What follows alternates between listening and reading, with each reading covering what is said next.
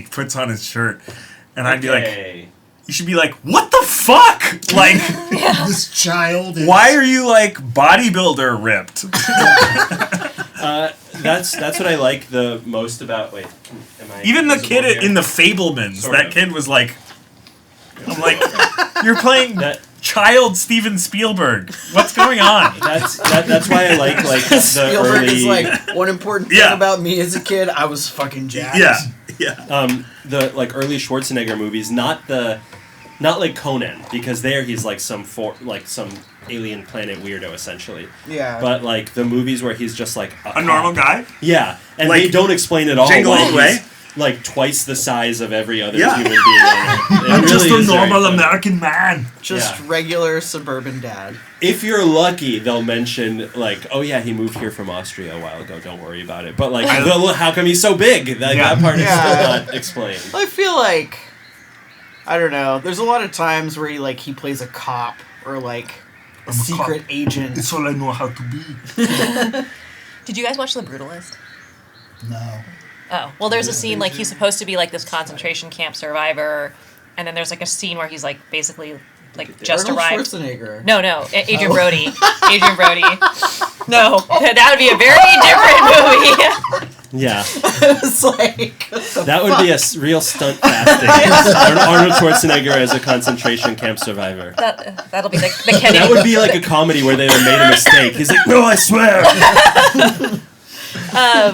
No, but like Adrian Brody's like extremely ripped, and they just like show this very gratuitously long shot of him being ripped, and I'm like, isn't this a movie about like a Holocaust survivor? Like, when did he do that? Yeah, it's just like so on the boat he worked out a lot to get to Ellis Island. Yeah, he really oughtn't to be that way. No. Well, if you haven't guessed by now, you oughtn't be that way. That's right, people. This is a Dungeons and Dragons game. It's been due to unforeseen circumstances, COVID, It's true. Others. In 2025, still getting COVID. Still getting COVID, and it's not Have you heard good about to this? get it. Yeah, no world leaders are doing anything about it, and still. Don't worry. They got rid of all those people that were making it in HHS today, so we're not going to have to worry about that anymore. All those COVID makers, they're all gone. We don't have time for the Hasbro update today. So unfortunately, we will have to blow right past that, but things are looking up at the company on this official D&D game. Seems like you were about to do it anyway. Okay, well, I guess I might as well. We launched a brand new magic card. One of the best ones. It's a Pokemon cross. I would be great. stoked about that. Well, actually, they have their own. Brand new Pokemon magic card. Well, they have their own card actually, game. Some kind of crossover? They have their own card game. Speaking of crossovers, though, there is this like thing that Lord of the Rings. there's like a McDonald's Yeah, but there's Minecraft something else. crossover, Oh, maybe that's what I'm thinking. but they're not doing it in the U.S. What is There's it? a Minecraft cereal that turns your milk green. I saw it in the Why supermarket. green? Oh. Green like the creepers. creepers. Yeah, they it have said, a whole on Minecraft the box. McDonald's, cotton candy McFlurry, apple cake McFlurry, cotton candy sundae, and cotton candy ice cream cone. Just like the video game. Yeah, is there cotton candy prominently featured in Minecraft? Famously square. What? Yeah. Yeah, they should be cubes. If they're not. Well, it looks like the apple cake one does have cubes, but the cotton candy McFlurry looks like it just has Oreos in it. Cube French fries. I love this idea. You mean tater tots? That's right. But specifically cubes. But specifically more cubes, you know? Mm-hmm. Home fries? Home fries, yeah. It But- exists. Perfectly cubic. If they're fucking rectangular, I swear to God. Yeah, little tiny, little cubes. Okay? And that's the Hasbro Minute. We're gonna measure the cubes. We're going to measure each cube, and we're looking very strongly at the cubes. We're pondering the cubes. Very strong. We're going to look very, very strongly at all of these cubes. We're playing a Curse of Strahd campaign using 5th edition Dungeons and Dragons rules. And we're using a little bit of 2024 D&D and a little, or as they call it sometimes, 5.5. Do they? I think they're starting to, because it's weird to call it 2024 now because we're in 2025 and the books are still coming out. That's true. Mm-hmm. I think that it's kind of crazy that they didn't put it all out at once. That Hasbro, if I can take off my corporate hat for a minute, that Hasbro didn't. This is the equal time section. Yeah, camera 2. That they didn't try to give it a new name. But I guess they didn't for 3.5 edition either. Well, they were calling it 1 D&D. 1 D&D. For a while. And then nobody liked that, right? Yeah. Yeah. And they didn't like the new features they were going to. They were trying to make it more proprietary, or trying to. Yes, they were trying to make it more nobody locked can down. play it without us. Exactly. Constantly updating subscriber-based model. And then it's never going to work. Not giving it a name. Please. And then what happened was Critical Role was like, okay, well, we're not going to play D&D then. And they were like, never mind, we love you, everybody. So yes, we're playing Curse of Strahd, inspired by both the 5th edition module called Curse of Strahd, but also the original I6 Ravenloft by the Hickmans. And I don't like that Strahd. Which one? You don't like him. He's bad. Or so you think. Oh, that would be a fun twist. Yeah, can we redeem Strahd? It's going to be like fucking Harry Potter or some shit. Actually, he was just an incel. Did you guys... was it your band, or maybe even your also band? Yeah, that was me. About Snape? That ruined Harry Potter for the day. a bunch of people. You want to tell the story? That was mean now that I think back on it. Harry Potter had just come out. Well, I knew she was going to be a transphobe, so... Harry Potter had just come out, and You're the only Harry one Potter who knew. Book 5, which was crazy, had just come out, and I had found out what happens in it. And so I was playing a show How did you find out? The internet, I guess, or somebody told me or something. And so I just said, this next song is called Snape Kills Dumbledore. Rude. And then immediately started playing. And then Before just people started even had a playing. chance to And I voice their heard that displeasure. people got pissed afterwards. Yeah. That's amazing. Yeah, Also- very fun. Fuck J.K. Rowling. Fuck TERFs. Yeah. What up, Cassie? Cassie is in the stream. She... What up? Introduced me to the wonderful world of Warhammer. You hammering away? I'm not hammering away yet, but I do have plans to hammer away later. Well, where is let me that going know. to fit into your I'm kinda curious. 22-hour day? This is what I've been. Schedule. This is what I've Eugene, been I'm saying. kind of curious. I'm going to learn more. I think we can start with maybe the video game, just because I do spend a lot of time doing it. I am interested in knowing the lore. I don't know if I can commit to... I can't paint things. Yeah. Because we live in the world we live in, one of the things I asked Cassie immediately as we were looking through the figurines and I was trying to pick a team was is there one of these that I pick where if I pick it, it means that It's I'm like the alt-right? Punisher symbol? Yes. Yeah. And because honestly, Which one of these is most like Jared Leto's Joker? Yeah. Because honestly, I'm super drawn to the ultra Nazi looking ones, just because you might as well. Because it's because it's sleek and black. Hugo Boss. It's because it's like Starship Troopers. It's pastiche. I think. So I want to. You're like that Key and Peele. The Key and Peele thing. Yeah, I just love Charlie Chaplin, man. Classic comedian. Yeah. I took away the trash cans for some reason. Throw it in that plastic tub over there. To your Okay, right. so...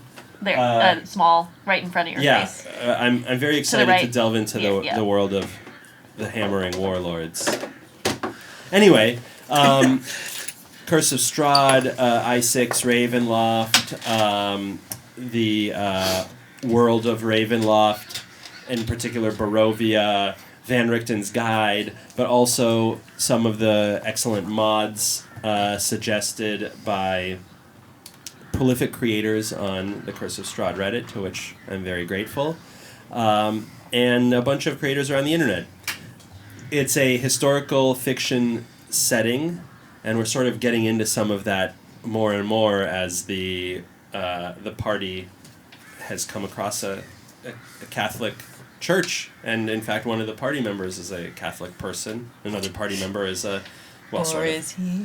And another party member is a like a druid, but like a druid, you know? Yeah, like a human sacrifice. And we have a little boy and a Chinese lady.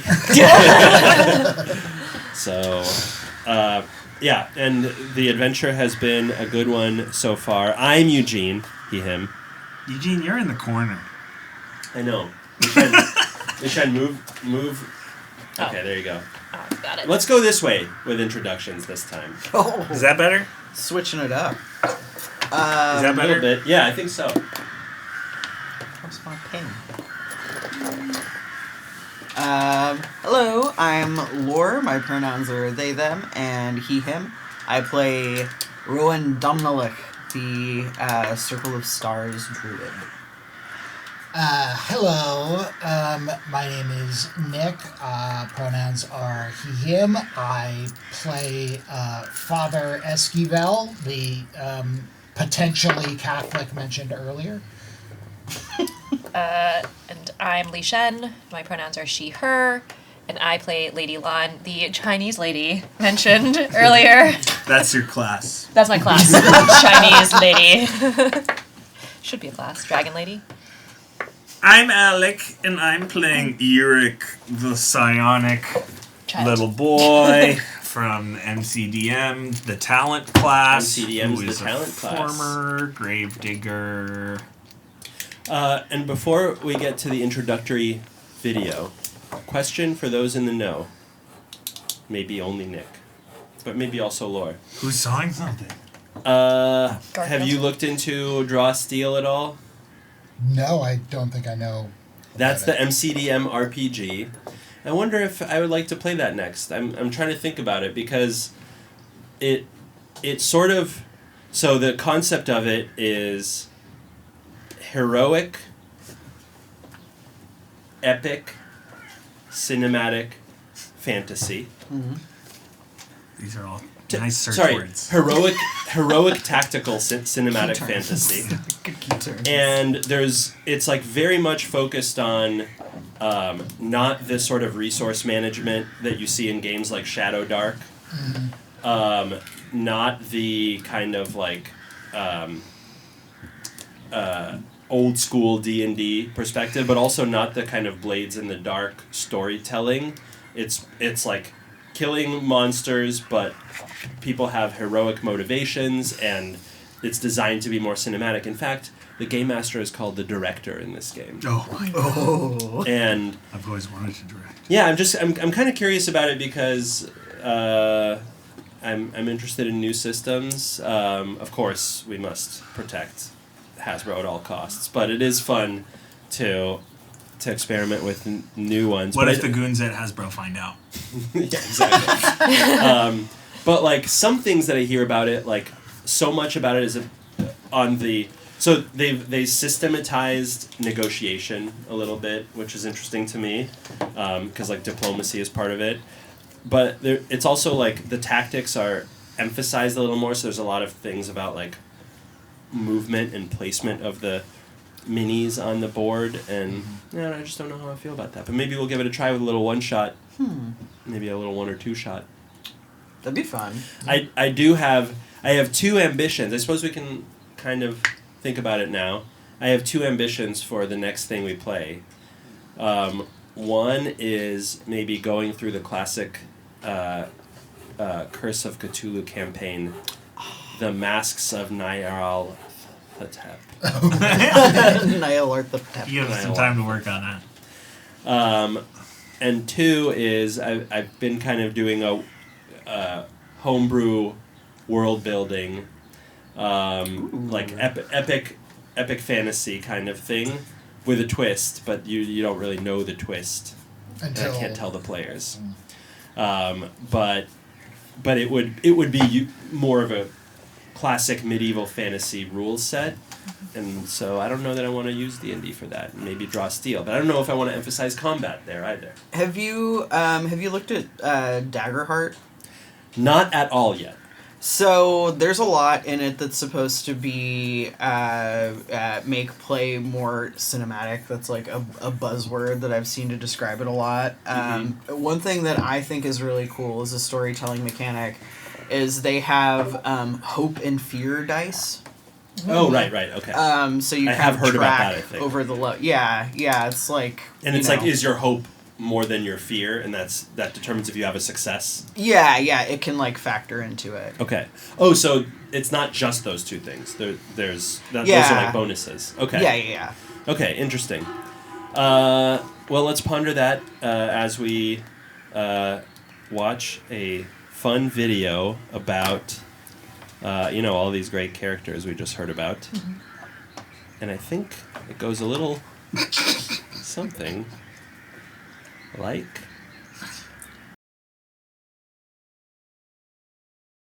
Hold on. Oh, right. Like this. Nope. Nope. Oh, a little something. Nope. A little something. A little something like this. Of this.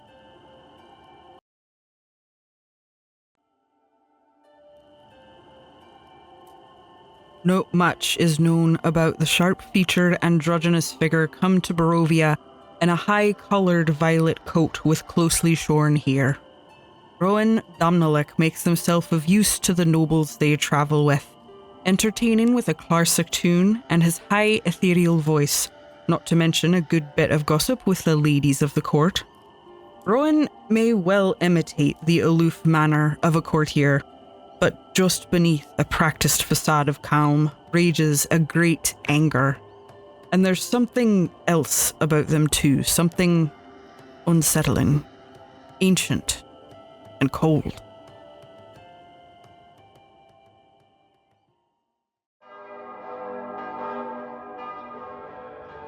Father Esquivel is an ordained priest, sent far from home on missionary work. Though his vestments are threadbare, his hygiene limited, and his ecclesiastical knowledge a bit lacking, he is empathetic and friendly enough. He's on the younger side for a priest, but whatever his life before the cloth, it must weigh on him heavily, for physically he seems aged well beyond his years. He claims to be happy in company and sharing the difficulties of the road, but you might get the sense his smile is feigned.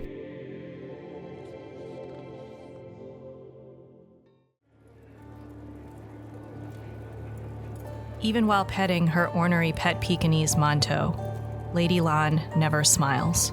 A severe Chinese lady dressed in elaborate silks and other finery, Lady Lan never seems to have a hair or jewel out of place. Despite having traveled many months through the deserts of the Silk Road and faced all manner of challenges, you will never see her with a smudge in her makeup. And yet, anyone who spends enough time with her will notice an anger glimmering behind this otherwise impenetrable exterior. Something must give.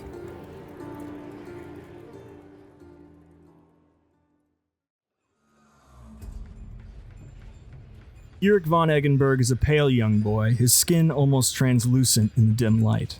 His eyes, the color of a stormy sea, hold a lifetime of unspoken sorrows, fixed upon the arabesques of the moldering wallpaper, seeking patterns that do not exist. His hair, a messy jet black patch, appears to be thinning. He moves with the jerky grace of a puppet, his limbs seemingly not entirely his own. Clutched firmly in his hand is a ruby brooch, a glimmer of hope in a life filled with darkness.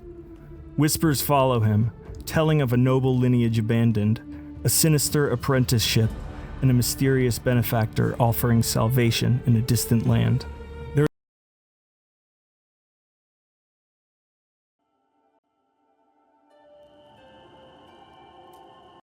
Not much is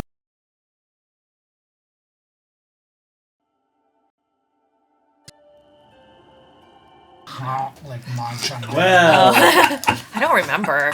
I feel like I do that anyway, though. I feel like that's the urge to sup oneself? upon the flesh of a human, very appropriate for the Curse of Strahd. wear your retainers, children. Man, I really want to sup. Any children watching this? Get my sup on. I could sup. I could sup. Sup. I already supped. Nah. I already supped. I supped way too much. Oh my god. Dude, I need a nap after that sup. Let's recap. So, this group, after having arrived in the lands of Barovia for different reasons and under different circumstances, with varying motivations, you discovered that you were more or less trapped here by this mist engulfing the lands. You first came to a small village, also called Barovia. Designers, maybe take a note. Why call it the same thing as the whole land? So many names out there. At least Barovia City. Yeah, you or know? something. Barovia, Baroville. Yeah. And you... It's like how Bad Company has a song "Bad Company" from the album "Bad Company." Or it's Green Day also not exactly like... Green Day has a song called Green Day? Or they have an album at least. Okay, Maybe but a it's lot of bands have albums called... Yeah. Okay, maybe. Yeah, I think that's more common. The one I always found fun was that on MTVX constantly you would see the song Halloween from the band Halloween on the album Halloween. Wow. And that seems like a miss. Yeah. So in the village of Barovia, you helped defend the town from these nightly attacks by undead hordes that were finally stopped by the Chamberlain, I suppose, of Castle Ravenloft. They do have a song called "Green Day." They do? Okay, great. Oh, Well, I didn't know that. Damn. Once they arrived at this incredible concept of a green day, they just decided we need to milk this as much as possible. It's some reference I forget. And create like 4 different contradicting stories about the reason the band is called Green Day. I think Let's it's hear a one. Nuclear apocalypse. That's what I thought. It's a nuclear apocalypse. I think that's what Green That's what I Day heard when I was a kid. Yeah. You know, I've never inquired, surprisingly. What do you know? Well, there's the story about Billy Joe telling his high school counselor that he wanted to play music for a living, and he said, well, that'll be a green day in hell. Oh, that's fun. Yeah. That makes sense. But it sounds like something that didn't happen. Cassie, by the way, suggests Borovstadt, which actually would be a big improvement. Yeah. Apparently it's a day spent doing nothing but smoking marijuana. Oh, that makes sense. Yeah, that's also on. another thing I've heard. That's Well, it's lame. just one of those fun... It's just one of I those prefer fun the other names two it has. backstories.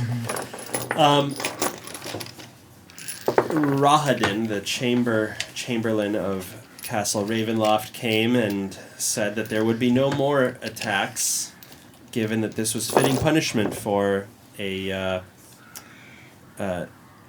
foray against Castle Ravenloft made by Doru, who was turned into a vampire spawn and you unfortunately could not save. From there, you left for the potential safety of the walled city of Valaki with Irina Kolyana. Yeah. Oh, we got Valaki in the house.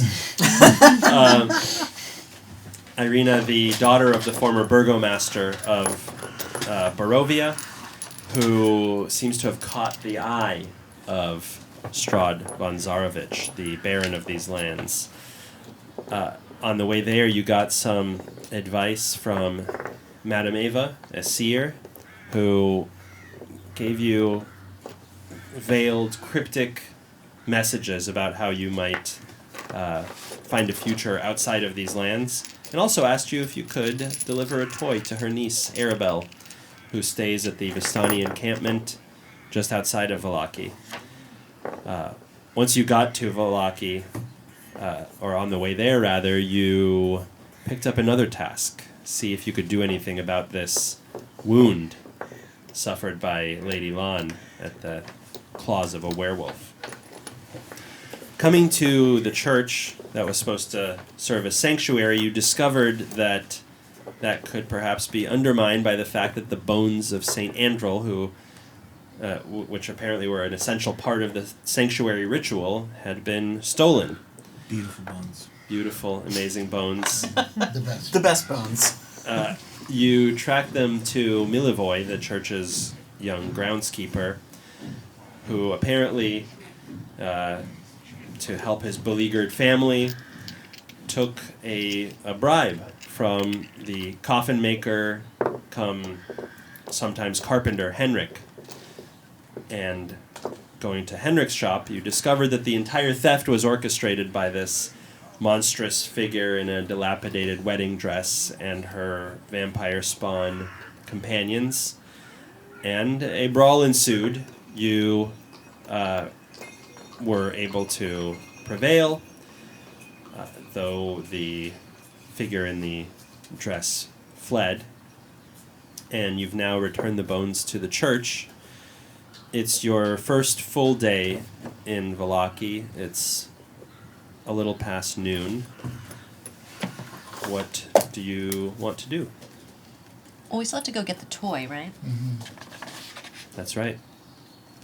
That's Also, Eric's like bleeding out of his every orifice, right? And I'm in need of a rest. Oh, yeah. I mean, definitely would need to have a rest since our last...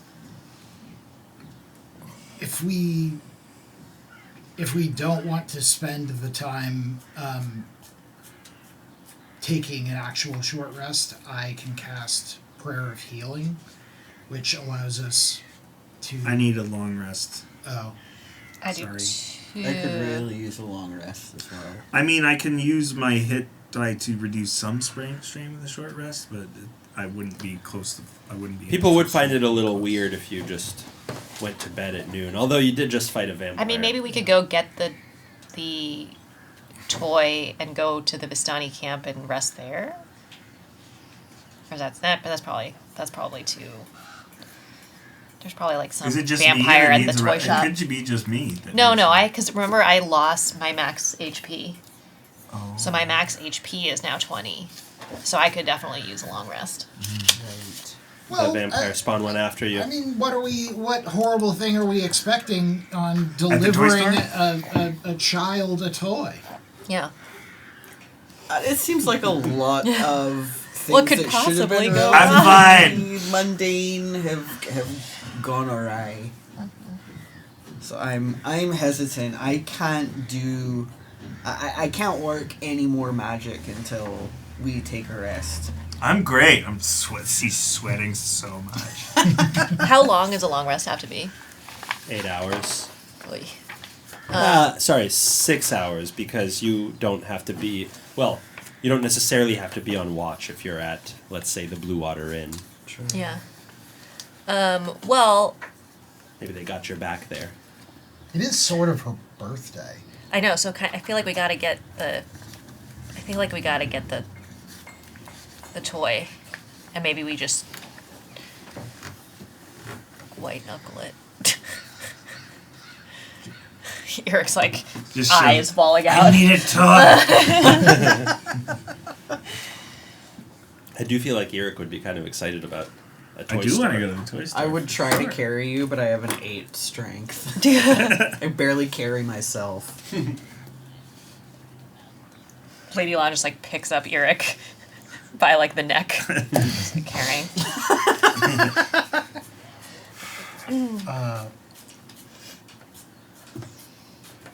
Also, that's a great phone case, Laura.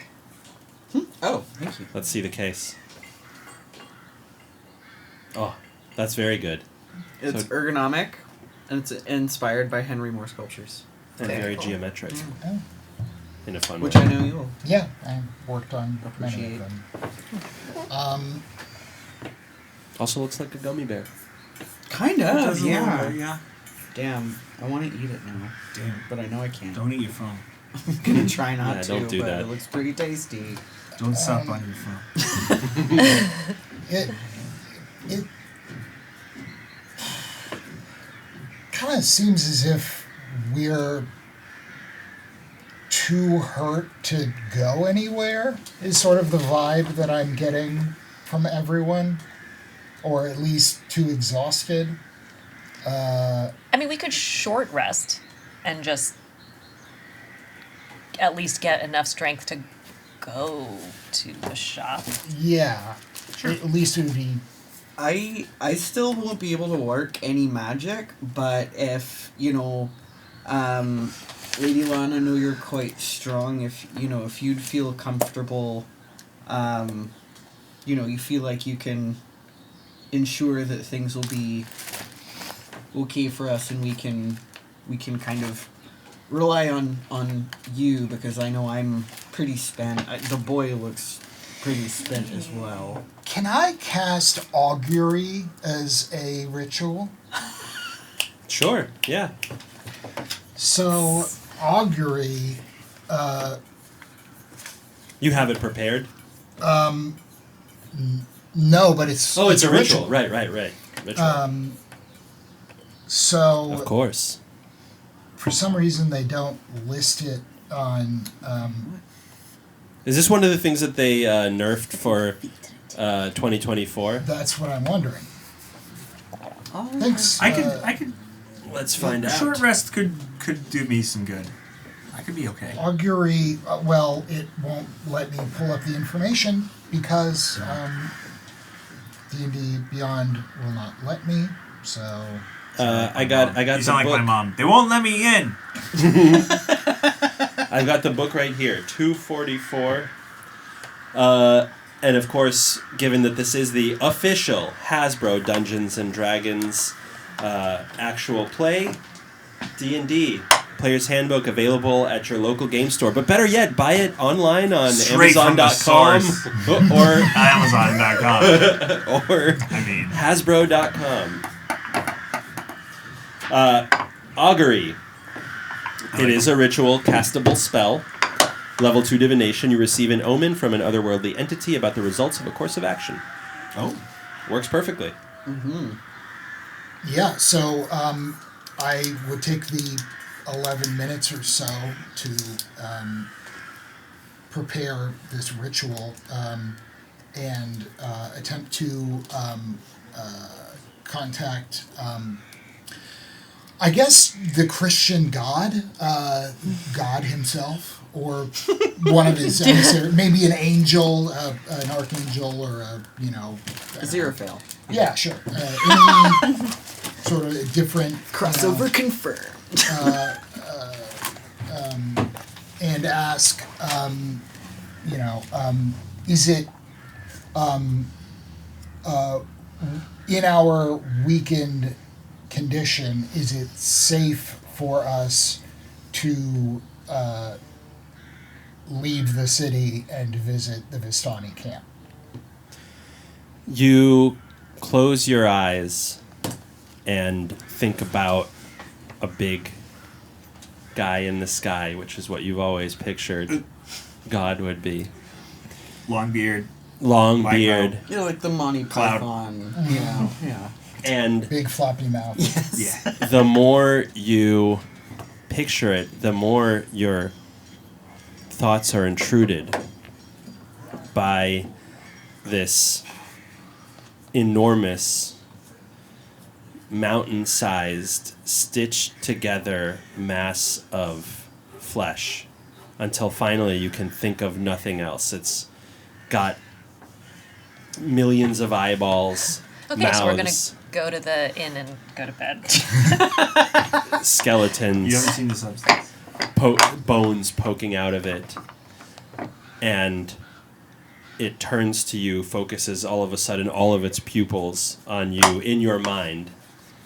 And it just says, "Wheel."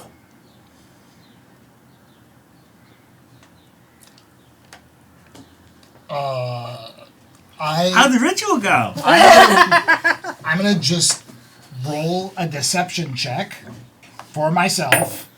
That is, okay, 15. You deceived yourself. Wait, do you know the wheel and woke? Yeah, yeah. So yeah, I think we'll be fine. I mean, I got the go ahead from the ritual. Apparently, Leland's like, okay. To the toy store, I guess. Yeah, nothing else about it was remarkable. It was just an unqualified go for it. I kind of think this guy's full of shit.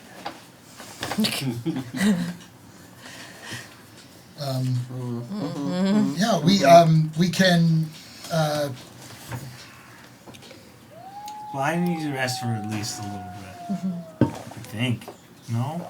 Yeah, Yes. sure. Yeah. Yes. I mean, make me go. Why don't we go back to the inn and at least wash up, get all these guts off of Yeah, our I was on clothes. fire, so. Yeah. Get some lunch. What do you get, like a poultice? I'm just gonna, just toughen A up. little soap. You're not on fire anymore. Why are you still complaining about it? Yeah. That's one way of looking at it.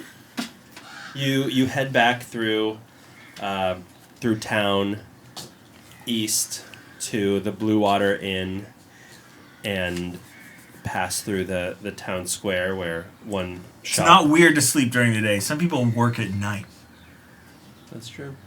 That's true. like me. Why did you dig graves at night? Because you can't be seen as well. Oh, There's grave less people robber. around. Grave robber. Yes. Not digger. Because I'm not supposed to be digging. Yeah. Spookier. You're sort of undigging the grave. Yeah. The Blinsky's toy shop catches your eye, but you pass the town square, which is decorated with these limp, tattered garlands and these painted wooden boxes that are sort of set up on storefront windowsills, and they're filled with these tiny, sad-looking dead flowers. At the north end of the town square, you see this row of stocks, and there are several men, women, and children locked in there with these crude papier-mâché donkey heads. There are children On in the them. stocks? Children, well, Eric's age, That's intense. working age. Yeah, probably for not having enough fun. Oh right, I forgot about that dude. Finally. Yeah. In the Grenades in the damn stocks. in the center, stonks. They're in the Damn stonks. stocks. Stocks. In the center of the square, there are peasants in patchwork clothes, and they sort of eye you suspiciously as you pass by. And they go to this crumbling fountain in the center of the square to get some water to bring back. There's a gray statue of a west-facing, impressive-looking man at that square, and you notice these placards everywhere that say, "Come one, come all, to the greatest celebration of the year, the Wolf's Head Jamboree. Attendance and children required. Pikes will be provided. All will be well." You continue to pass through and head back to the Blue Water Inn, where it seems things are not much changed since you departed. The Irwin is still behind the bar and running between there and the kitchen, sort of setting up for the day.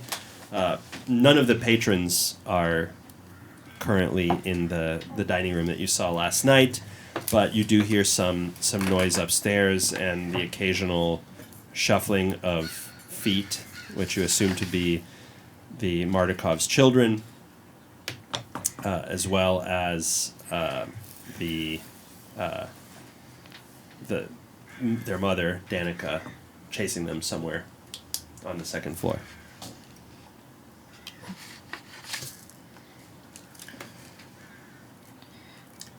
Dope. Just stopping in for a midday lie-in. Wonderful. We'll be out of your hair in about an hour or so. Oh, what have you been up to? I fell off a horse. Oh, my boy, I'm sorry. I'll be okay. I just need to... We were all on horses, and we all fell off.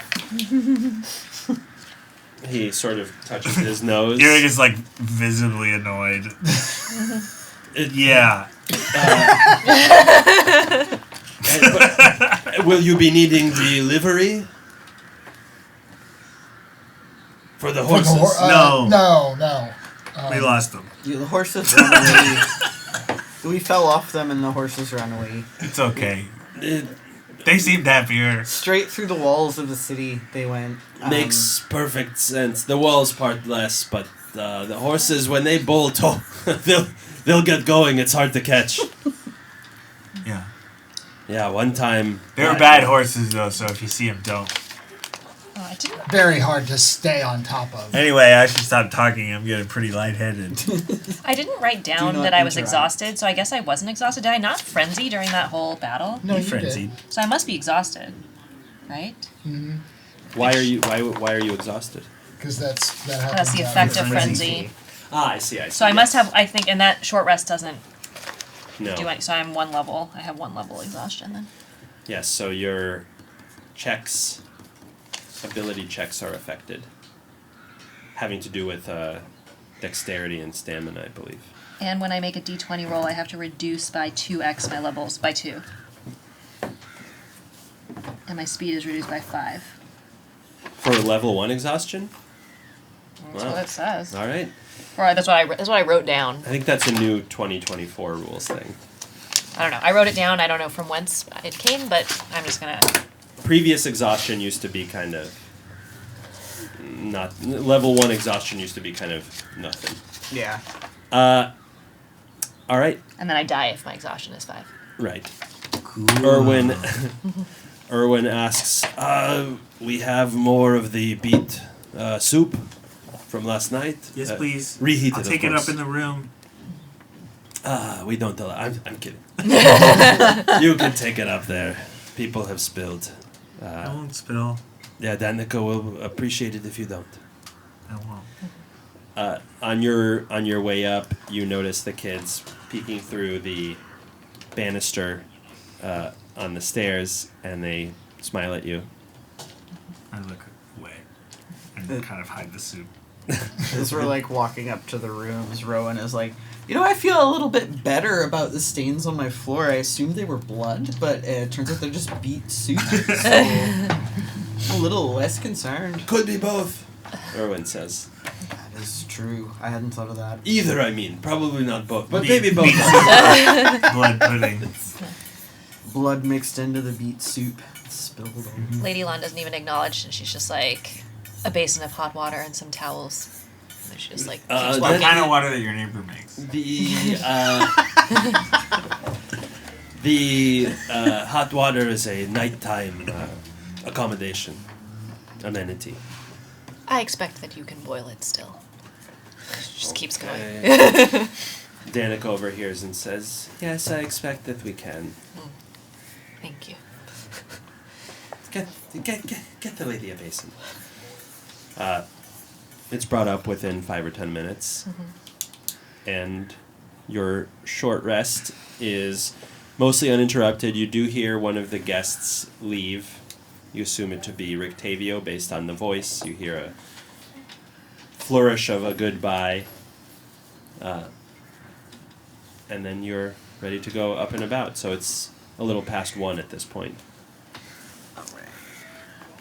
Roll for them hit points. Oh, we got a point of inspiration. Ooh, nice. Any of you can use that for the party. Oh wait, I have to do. Wait, so Once how many in hits? past. So how many hit die may I roll? I think you can keep rolling. You As can many roll as as you many want. of your You hit can spend die them. as you want, so up to 4. Yeah. But I'm going to your- use but your all max of my is 4 lower because hit of die to Yes. reduce It's my not going to strain. take that many hit die to reach my max. So I now have sadly. 1. Oh, One strain. Yep. D12. And that strain is a... Which one is the 8? And you may add your con bonus, if any, to your hit die roll in restoring hit points. I still have mind strain. So irrelevant because I can only recover 6 hit points anyway, so. So I can't take the dodge, disengage, or dash actions. Because of your strain? Okay. But that's all. I'll just stay away. And it's something you would have had to And spend I'm your whole sweating. action on anyway. And I'm still sweating. Yeah. Yeah, exactly. Well, I I have don't all generally do those things. my hit points back and my... Nope, that's right. I don't get I wild always shape choose that back one first. until long rest. Well, Yes, that's right. Are Who both needs- of your who wild needs your shapes taken mind? up? I don't still think have so. one You left. still have one left. Yeah. On your way downstairs, you see Irina. Hey! Oh, sorry, that's a little too outgoing for you. She says, "Oh, Eating soup. So just up eventful on day." pizza. Much the same. You know. I'll take What that we as a deal with. yes. How are you? Not great. I visited with Baron Velakovich. As Mr. Martikov here mentioned, he is a special character. He would not make any salutary accommodations for the people of Barovia sleeping outside of the gates. He has allowed me to come and go as I please without paying the silver tax every time. But otherwise, he is quite obstinate about their fate, and frankly, I don't know what to do.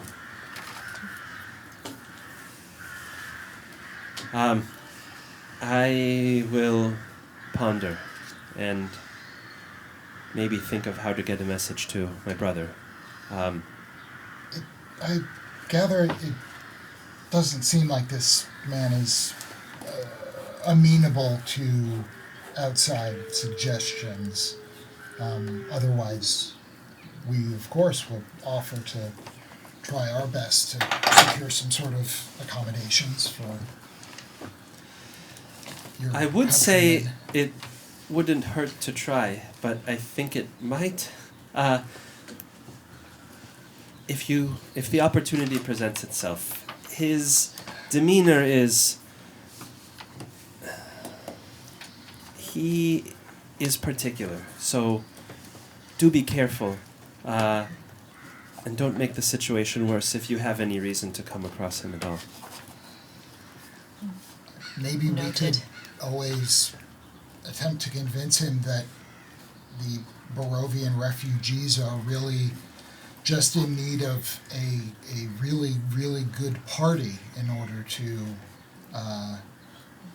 deal with and that they're more apt to have fun. I don't than- think we're the ones who are right to throw a party. But that's but he likes that. he demands. Erwin says, you sort of see him behind the bar grunt and consider as he overhears.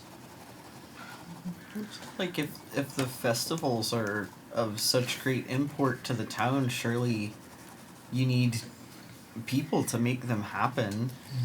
He must need seat fillers. His, Grateful people, also. if one thing was clear from my conversation, Fans, crate pushers. and what Erwin mentioned, he is a man who enjoys having his ego flattered. So, in that sense, yes, if you make your way to his mansion, perhaps it is worth seeking audience. But try not to catch him in a bad mood.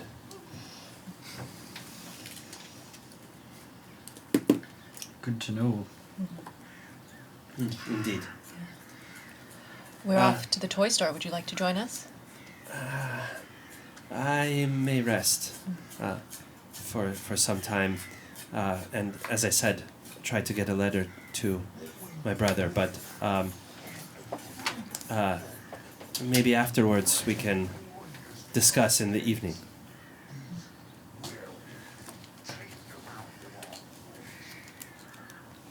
Interesting. Is there someone having a conversation over there? Oh, yeah, it's one of my regulars. Oh, okay. I just couldn't tell because there's a curtain. Yeah, no, he's... If we bring Garfield in and he's like snoring, it like fits. It would fit in with the vibes. Yeah. You head now back to the town square and the toy store? Mm-hmm. Mm-hmm. Yes. Okay. So, doing that, you, as you pass again through the square, you see the man with the hulking figure with the sort of veiny, almost viney and branched arm. Where it was glowing red before, it seems kind of muted now and matches his overall kind of bronze skin. But it's still twice as big as his other arm and ends in these enormous clawed fingers. And he seems to be directing a crew of guards who are tearing down the signs that you saw before and putting up new ones. I think. Yeah. Ooh. Oh, what?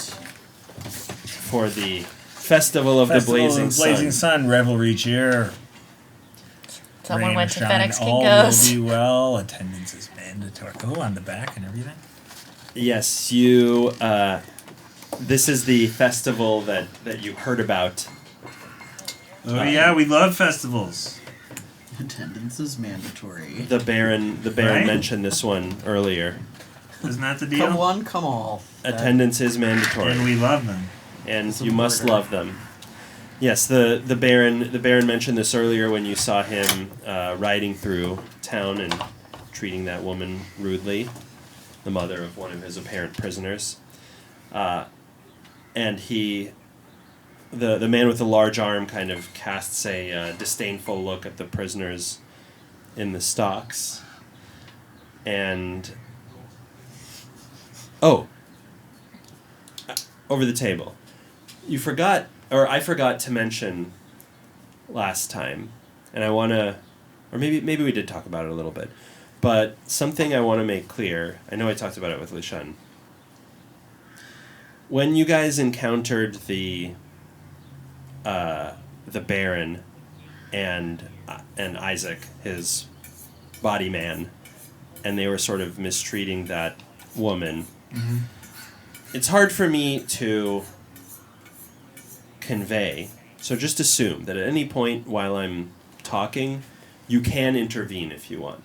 You might not have chosen to. I'm not saying that I necessarily expected it or anything, but I just want to be clear that you can always intervene. So, you know, Don't feel expect feel it free from to. me. Okay, right. but always just feel free to step in if that feels right. Depends if there's pie or toy involved. Pie or toy.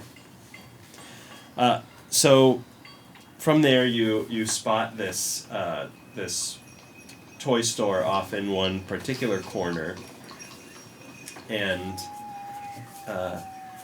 it's got a sign hanging out front. It says Blinsky's Toys, and in the window is another sign which says, "Is no fun, is no Blinsky." Yeah. It looks cramped in there even through the windows. There's this dark entrance portico, and that B sign. It's sort of a rocking horse shape, one of those classic swingy signs. And then in the middle of it is a B, and there are these two lead-lined arched windows on the sides of the door. And as I said, you can see all these jumbled mass of stuff in there, and a shorter bearded man behind the counter and on his shoulder is a monkey. Yes! Eric's just Is the monkey staring at the monkey. Is the monkey wearing any clothing like a little vest or a hat? Of course. Hell yeah. Is he named Apu? He's wearing a little vest and a huge hat. No, he's wearing a little tiny vest and no hat. He's a classic Capuchin style kind of monkey. Oh yeah. We established earlier that you know most of us as Europeans are unfamiliar with monkeys as a thing, right? Because we heard about a monkey before. You've never seen a monkey? I don't think any of you. I would have probably seen monkey. Maybe Lady Lon has seen a monkey. But you've probably heard of them. Especially the learned among you. Maybe not Eric. Maybe Eric's never heard of a monkey before. I don't think I would have been told about monkeys. So, okay. What Eric sees is a super Tiny small, little man. tiny, hairy man. With very long arms. And it's got like a hairy face.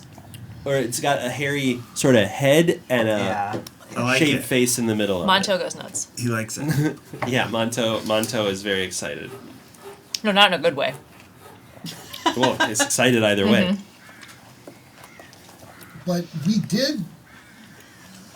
Somebody had. We knew that somebody had a monkey, right? We learned that about someone from this campaign. You had heard that Alanic Ray, who was staying at the burgomaster's house in Barovia, had a monkey. He was the person who sort of might have convinced Doru to go on this campaign against Castle Ravenloft, and then he sort of escaped. Yeah. He was a scholar from somewhere. We should interrogate that monkey. What's that monkey now? I could interrogate that monkey. I don't think we need to, but... Yeah, I think Esquivel makes like a little, makes a show of like checking out all of the merchandise, looking for, and I guess genuinely looking for a toy for. We don't know what toy we're supposed to get, right? No. Arabelle? Arabelle. Yeah, so you walk in and immediately you get this huge reaction from the man behind the counter. He says, "Welcome, friends! Welcome to the House of Blinsky, where happiness and smiles alight every face and joy can be bought at bargain prices. Wow. Perhaps you are needing a little toy for a little girl or a little boy, something to put a smile on their face." How did he know? And the monkey is clapping, and it sort of swings behind his back, holding onto his neck, and swings over to the other side of his shoulder. And now, as soon as it catches a glimpse of Monto, it just freezes. "Oh, I'm sorry he hasn't met a dog yet." What's his name? I hear it's a Piccolo. That's an amazing name. He's such a cute wee little guy. He's new to my family, but I can already make a valuable friend of him. Oh, have you not had Piccolo for long? Just 1 week? No more than that. We need to interrogate this monkey. Where, if you don't mind me inquiring, such a creature is very unique to this area, it seems like. Where did you acquire Piccolo? You now notice, by the way, that he also has a tutu, like under the vest. Or not The monkey? but below the vest. Hell yes, yeah. a tutu. We stand a gender non-conforming monkey. Yeah. Some very strange man came, maybe 6 or 7 days ago, and he gave him to me. Some learned traveler. How long was he here? Just the afternoon, I think. Do you know if he passed straight through town, or you tarry for a while? He seemed to be just passing through. Oh, interesting. Did you learn his name by any chance? Something like Beam or Ray.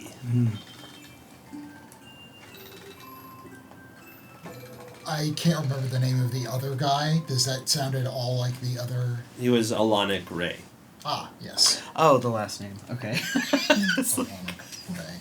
I'm not getting it. John Beam. A-L... A-L-A-N-I-K.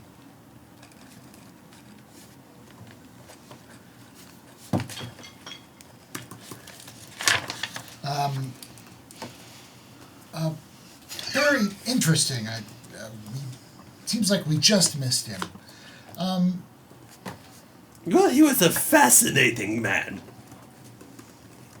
It must have been to have a cute little guy like that. I had never seen such a creature, but I've heard of them in books.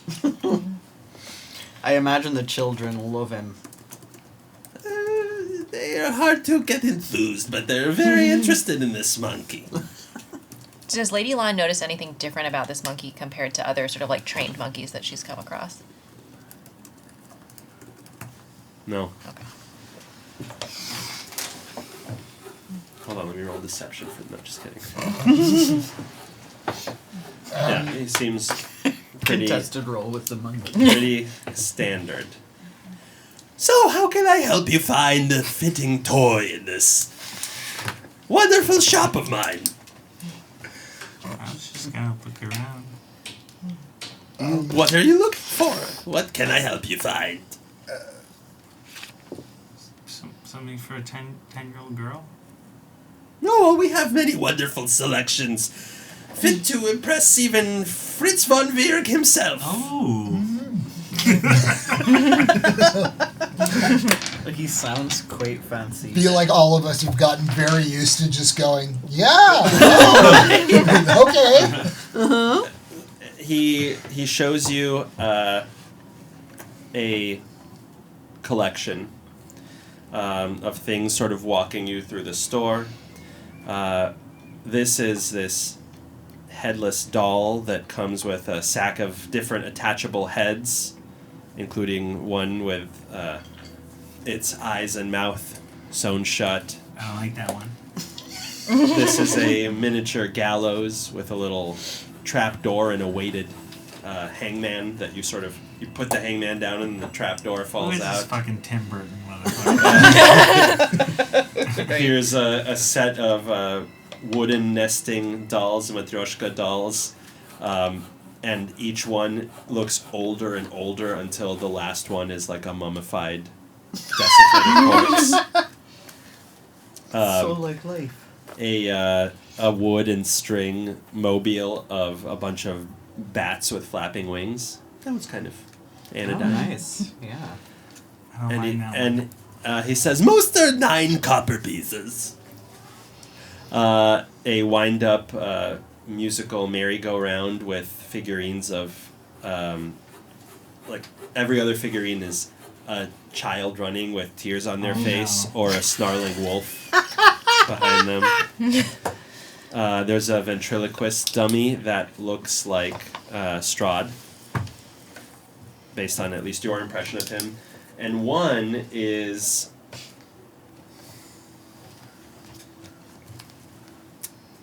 everyone other than Eric notices that one is a doll. It looks like there are a few of them that you gotta believe is a facsimile of Irina.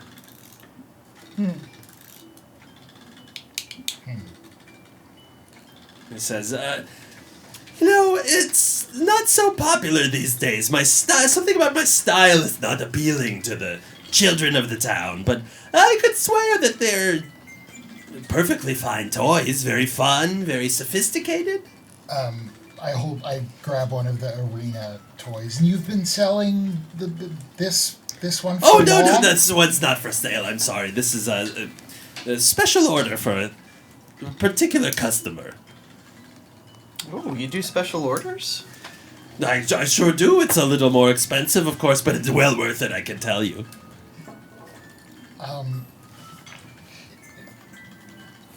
These special orders that you make, are your customers, your clients, allowed to sort of describe to you what they would like? I'm sort of or do they sort of end up being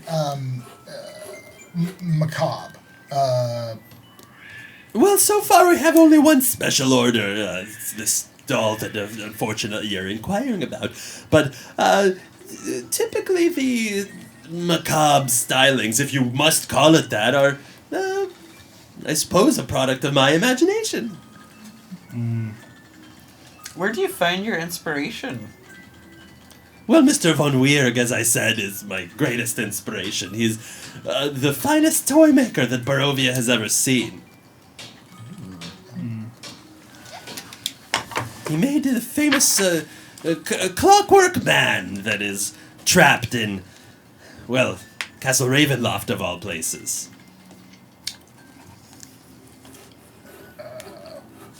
Clockwork man? What does that mean? Oh, you know, like...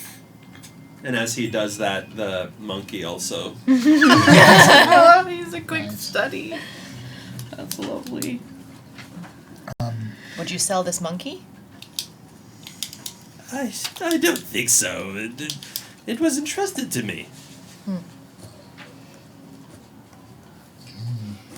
Not sure Manto would be too keen on That would be a good gift. Piccolo joining the party. For a 10-year-old. Yeah, I was thinking for the girl. It would be the most cheerful of your toys. Well, I'm sorry, but I hardly think it's appropriate to give a little girl a living thing to care for. What of these things do you think is appropriate to give it? Yeah, I never had toys growing up, but I know that this is not the usual vibe. Oh, really? Any other ones are fine. As I said, they've recently been less popular, but they're very good toys. Are we potentially dealing with sort of a lowered expectations that seem to be pervading Barovia? Like, you know, you make toys out of things, regular sort of things. You know, you a cart and, you know, a man riding a horse. And I suppose here, these are just sort of regular everyday things. You know, wolves devouring children and men being hanged. Is that sort of... He says, okay, well, I could give you one of my older ones if you're interested. Doing some bargaining. Yeah, show me He the... sort of strokes his Yes. goatee. I think It's very plain, but... And he takes out a doll of a, like a stuffed tiger. He says, this could maybe be interesting. It's perfect. if the boy likes it, I think it's what we're gonna go with. Lady Lon hands over the money. How many copper pieces in each gold piece? 100? Right. I asked 100 Siri. copper in each gold. So this is 10 copper, 9 copper? 9 copper. Yeah. Quite a pleasure doing business. This your inspiration, this Fritz man, Von Weirg. Fritz von Reer. Does he still work? He hasn't been seen in years. That's what okay. And who? Your special client who ordered these beautiful dolls that you've made, these custom dolls. You wouldn't want to let us know who they are. I would love to go admire them once they're in their proper home. Roll a persuasion check. Guidance. So you can add a d4. Okay.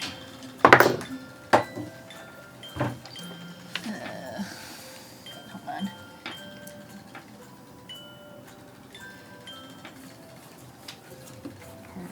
Persuasion. 11. 15.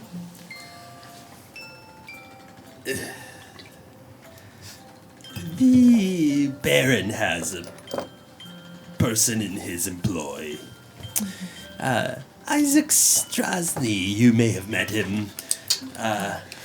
He has made it abundantly clear that if I don't deliver these dolls on a monthly interval, he will see to it that my shop is met with a fiery end. They order a new one every month?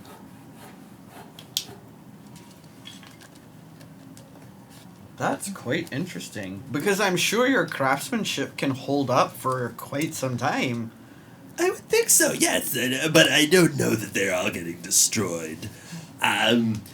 You see, well, I don't know what he uses them for, but I have seen evidence that some still exist. He'll bring them in as a reference. He'll say, oh, this one doesn't have, you know. But I can't complain.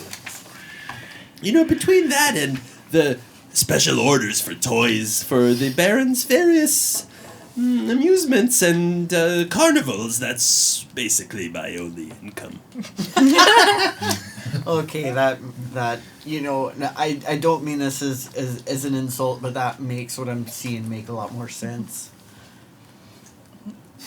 Yeah, as I said, I think toys are maybe in general out of fashion because I haven't been selling very many. Yeah, that must be it. Maybe kids are playing with other things these days. Screens!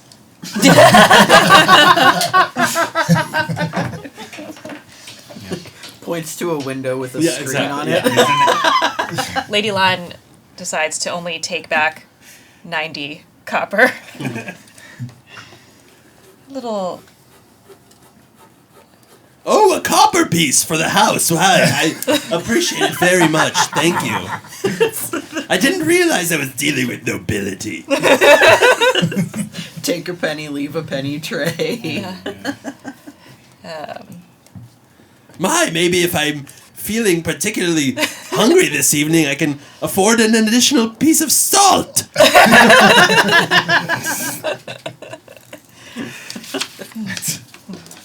I just don't need so many coins. Abolish the copper. Lady Long definitely strikes me as the type of person who thinks it's undignified to jingle too much when you walk. Like, you want a few large value coins, not... She supports the not a abolishment pocket of the full penny. Yeah. Yeah. Who even uses those? Says the most out of touch person you know. Kevin Federline. He was behind that. He's buying pennies? He was a big voice behind the abolish the penny. Okay. Well, everyone needs something. Whatever gets him out of bed in the morning, I guess. So, will you be needing anything else? No. I don't think that there's anything else that you can do for us. Thank you. I think you've done everything we could possibly do. You could record my voicemail greeting. I'm gonna kind of... Wouldn't that be the day if they have a voicemail? I need to sidebar with my comrades momentarily just to confer about the gift. You feel free to use the shop. One moment. Alright, so as I try to shepherd people over to a further away corner, we're just gonna talk about money things and be very impolite to do it in front of you. So if we need to, I can talk to this monkey. I have one spell slot left. I don't know what spell slots are. but I have just enough energy. just enough juice. More druid juice. Save your strength. So what should we do? I don't to think distract this monkey Fnac? is. This monkey is a trained We could monkey. find out more about The monkey is Alanic racist. Ray, though. It seems That's a good point.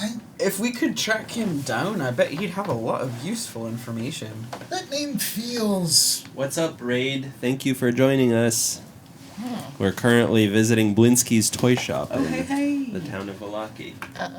That name, Alanic Ray, seems suspiciously jumbled to me. Does it not? I've never heard the name Alanic in all of my travels.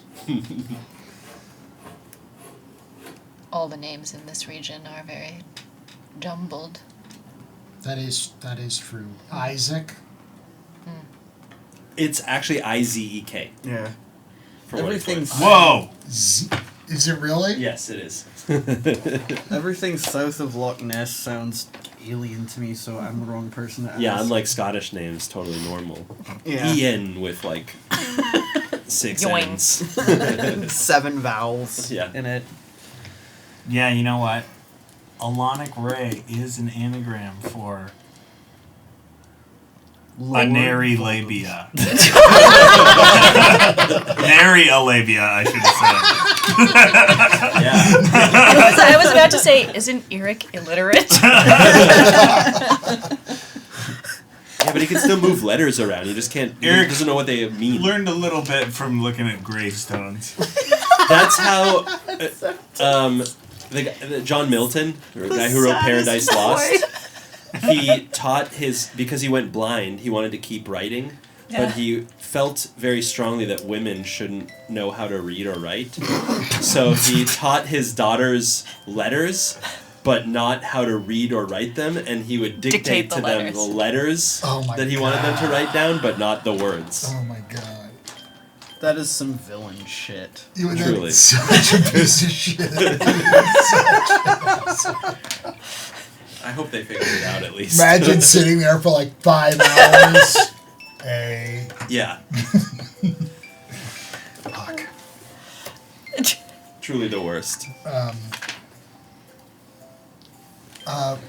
So, have you conferred? Have you found out what it is that you need to purvey? I think we're at our budget, so Oh, you should have taken that 1 copper back. I'm sorry to have bankrupted you. Yeah, we'll have to go pick up some extra shifts. See you later. Well, enjoy the doll. And if you come back and peruse my new collection for a finer piece. Sure. sounds lovely. A finer piece than we got. You got it. Monto is glaring at the monkey. Can I do one last insight to try to pin down does this guy kill kids? What's going on? Is there? He's just. How much do we need to be worried about this man? Him in general. Have at it. Nat 1. So you think kids must love him? He's got a genuine smile, and he seems only jovial and happy. You want to live with him. Hate that. You move in with him. I make him give him power of attorney. I will. Yeah. Seems so trustworthy. And specifically, you want him to take care of any future issue. I don't have enough time to deal with my money. Yeah. And any children that come your way, just hand them straight to this guy. Well, you find yourselves outside and back in the town square of Vallaki. Woo! Well, I think Lucky. we'll head to the Vistani camp, right? Yeah. Yeah, deliver this gift so we can get a bit of a longer sleep. We're allowed to, like, leave and come back in, right? They weren't, like, we're not being prevented if we leave the city, we're not. You may have to pay another tax unless Irina negotiated for you guys as well, which she may have done. Oh. Well, yeah. Oh. You already gave up all your silver, though. Yeah. So how much more can they squeeze you? Yeah. Well, I have this copper now that I'm trying to get rid of. Just rattling around in your pocket.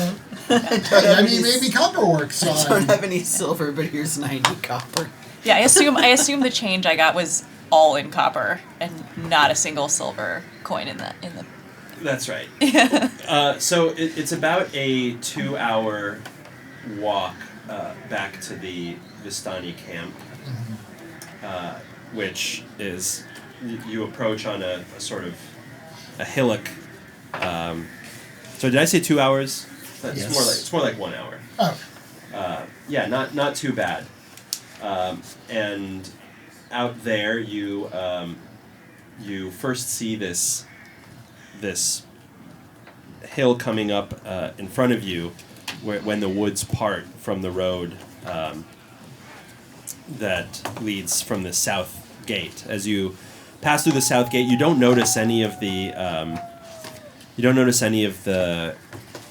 refugees that were camped on the east part of town, but the guards are still very much on alert. And you see this clearing, and at its center, this grass-covered hill, and on top of the hill, sort of above the fog, is a ring of barrel-topped wagons, and they themselves are surrounding a large tent with this column of smoke pouring out through a hole in the top. And you can see, even from here, that there's some glow dancing on the sides of the tent, so it's lit from within. And you can also smell the odor of wine and horses coming from that central area. Typical Vistani bullshit. Wine and horses. Wine and horses, they love to dance, they love to have fun. I imagine it's a typical weekend for Nikola Jokic from the Denver Nuggets. Yeah, when he goes back home in the off season. Yeah. He loves horses. He doesn't like basketball very much. He hates basketball. He loves horses. That's his thing. And they're like, it seems like you hate your job. It seems like you hate playing basketball. And he was like, does anyone like their job? yeah, this is the best basketball player in the world. That's amazing. He's one of the best. Yeah, I know, but like technically. Oh my god, I love it when people are the MVP, best at something current and then MVP. they're like, could take it or leave it. Yeah. Very similar to Kawhi Leonard's. It's very specific big dick energy. Yeah.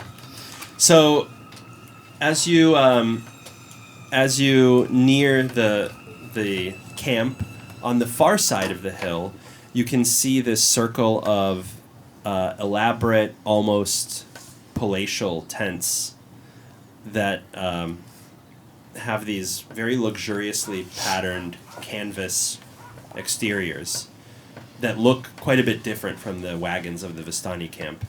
The patterns on the outside of the tents are worn, but you can see that care has been taken to repair them and to patch up the torn bits, and that the colors, at least at some point, were really bright and attractive.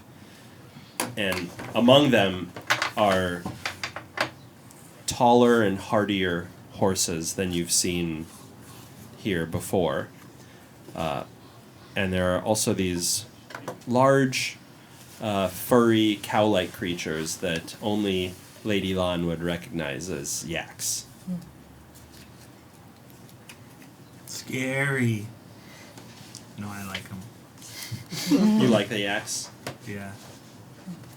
Take out the papers. Don't. Oh, don't make me do it. Yeah, Rowan's definitely loving like all of the new fauna they're meeting today. Oh, yeah. That they've never met before. Big time. You got a monkey and a yak. Yeah. Monto's like, Big day for a druid. First, I met a monkey, then later, a yak. trust me, yak All right, are dear. not very exciting. The butter is atrocious. It's bad butter? I thought that was good butter. I've heard it's quite good in tea. Bulletproof coffee.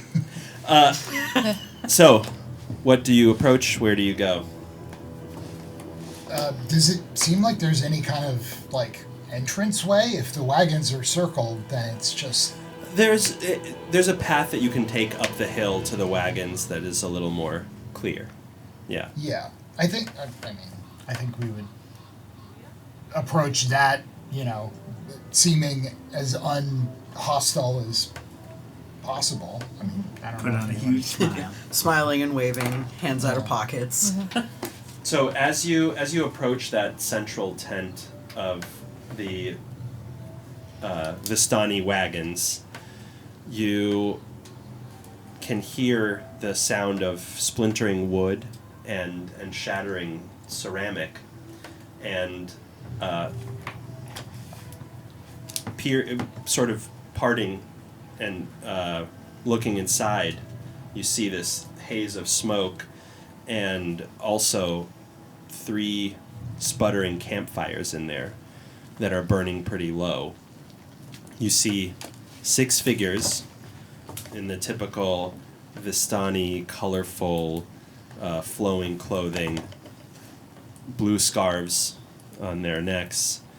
They sit around the hearths and they're watching the source of the apparent commotion with these solemn, kind of sympathetic looks. So, on the dead grass in the center of the tent, there's a shirtless young man kneeling, and his eyes are very clearly at the ground. His face is pale, and right next to him there's a broken wooden crate and a big pile of broken pottery shards and pieces, and they're still wobbling from the force of the impact that happened just seconds ago, apparently. About a dozen feet from this man stands an older, larger man in a vest of studded leather armor and a very well-trimmed, thick, gray beard. He has bloodshot eyes. He's apparently been crying. His right hand is still trembling. And he's got this wooden cane or crutch, makeshift, that he's leaning on for support. And you can see that his lower right leg is completely wrapped in these bandages that he's bleeding through, apparently pretty profusely, because the blood is starting to drip from the bandages onto the ground. And this big man starts to bellow, "You were supposed to keep her safe." and he sort of grabs blindly for something else to throw. "You were supposed to keep her safe, my little girl, and now..." And this sweat beads on his forehead, and he's sobbing in rage, and then he stumbles without the support of the crutch. And this third man, also clad in the same kind of armor, who looks similar to the first, but clearly younger, and he's got another kind of fine trimmed beard, dark hair. And he steps out and catches the man. He says, "Easy, brother. You've lost a lot of blood." And then he looks to the front of the tent, and he says, with almost very light tightening in his brow, "And it would appear that we have company. Care to announce yourselves?" Hello. I sorry, it seems we sort of stumbled onto rather intense, somewhat private conversation? Well, not as private as we had hoped, apparently. Right, well... Man says, what? Why? Who are you? We were told by a relative of hers that it would be great. Whose? Arabella lives here. The younger man says, his daughter. She's... Well, she's gone missing. I see. Well, then I suppose our arrival... should just keep this title going.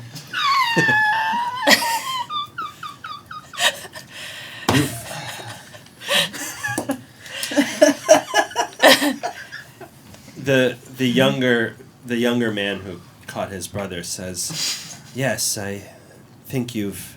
And the older one says, no, it's too suspicious. What? Why are you here? What brings you here? We were told to bring her a birthday present from her... It was a grandmother, right? I think so. From her grandmother. Aunt. Aunt. From Eva. Yes, from Blinsky's Toys.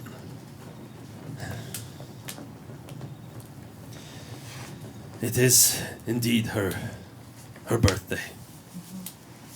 But this one, and he points to the man on the ground and strikes him hard across the back of his head.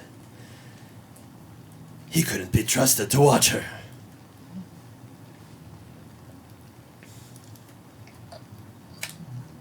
Well, I'm sure there are many things that could have been done differently. Has this young man explained what happened in detail, or are we still punishing him? Are you here to help us find her? Well, we would have to find her in order to give her this present, so yes. I mean, we have... not to brag too much, but we have, proven ourselves to be folk of some considerable capability. We were also helped greatly by her aunt, so... And we're quite sympathetic to... This is returning the favor, right? We're quite sympathetic to your plight. I feel that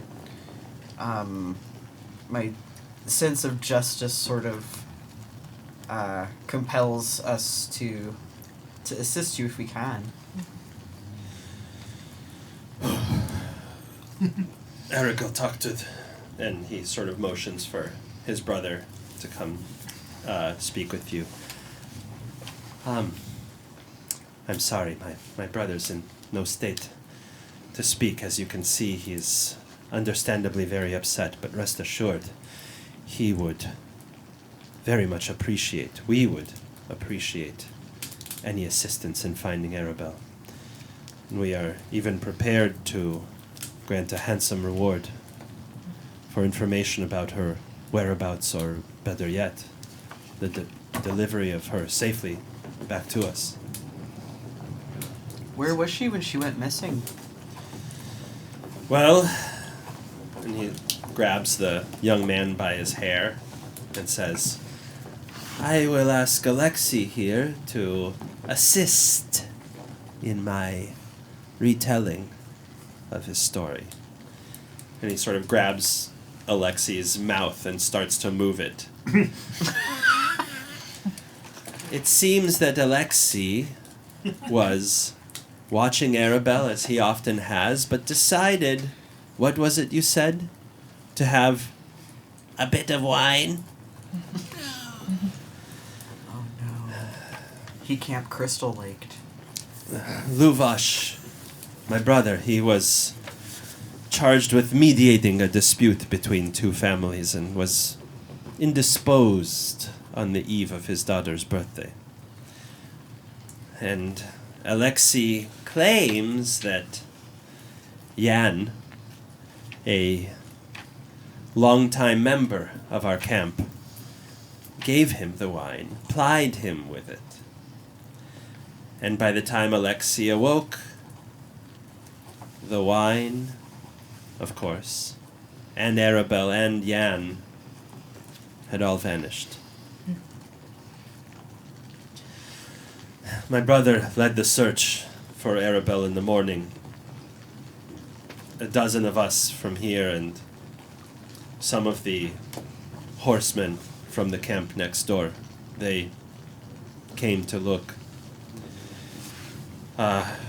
This is how my brother was wounded. He caught his leg in a wolf trap. The search parties have been ineffective. One of the Ulus, the horse people, named Timur, he found Jan's body, the head removed, lying in bloody grass near the river to the north of here. And there were signs of a fight. Isn't that right, Alexei? No, he again moves Alexei's head violently and out his mouth. Yes, that's what happened. And throws Alexei to the ground. And Timur also found a strange ring there in the grass. It seemed to have been dropped in the struggle. We've given it to the leader of the Ulus. He's in his tent studying it. He's a foremost scholar of the history of these parts, or at least claims to be, though he has not yet divined anything of substance.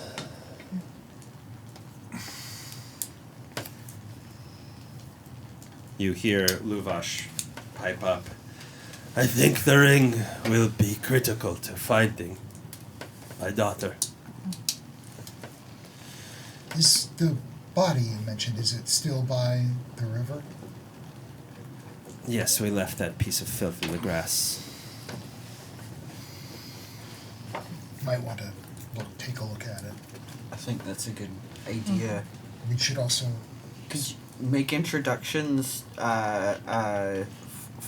for us to the Ulus? Yes, we surely can. You will want to speak with their leader, with Sartak. And maybe come morning we could, well, or even this afternoon we could take you to Jan's body. I think the sooner we can start, the better.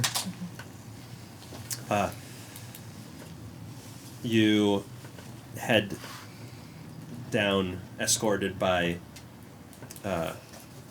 Aragol, to those tents that you saw earlier, with ornate canvas and intricate sort of patchwork. It's they seem to be well appointed, at least from the outside, and several of them have people posted, maybe as guards or lookouts among them. There's the central tent, which is festooned with this rope and herb garland, maybe garlic, you can see on there as well, and several lanterns, which are kind of pleasantly reflected in the green and gold fabric of the tent itself. And there are these sullen, gray-cloaked figures and these very large horses, as I mentioned, as well as the yaks. And their cowls hide these angular features and really dark skin, which you wouldn't normally see here in Barovia, what with the lack of sunlight and all. And Aragol says, "Let's enter." He nods to the guards posted on the outside of the central tent, and you enter this small, cozy vestibule within a tent that's several degrees warmer than the chill mists outside. And you see this frieze on the canvas walls, which depicts a battle with horse archers on one side and armored men on the other, and the horse archers are winning. And these curtains of a dark brown fabric obscure the entrance to a chamber beyond the one that you're in. But with Aragol's urging, you proceed forward, and beyond those curtains lies a slightly larger room that's heated by a hearth, a fireplace at the north end, and an old green rug sits facing the fire beside an equally old wooden table and a few chairs. And along the left side of this room is a bookcase with at least a dozen cubby holes. It's a large bookcase with all kinds of leather-bound books and small wooden statuettes, and some more tapestries hanging on the walls. And around turns this cloaked, again, dark skin, angular featured, grief-stricken, apparently, figure. He looks tired, bags under his eyes, and clearly playing with something, the ring, it seems, in his hands. Lady Lan, you feel pretty strongly that he's probably, like, from the steppe, Mongolian or something like that. And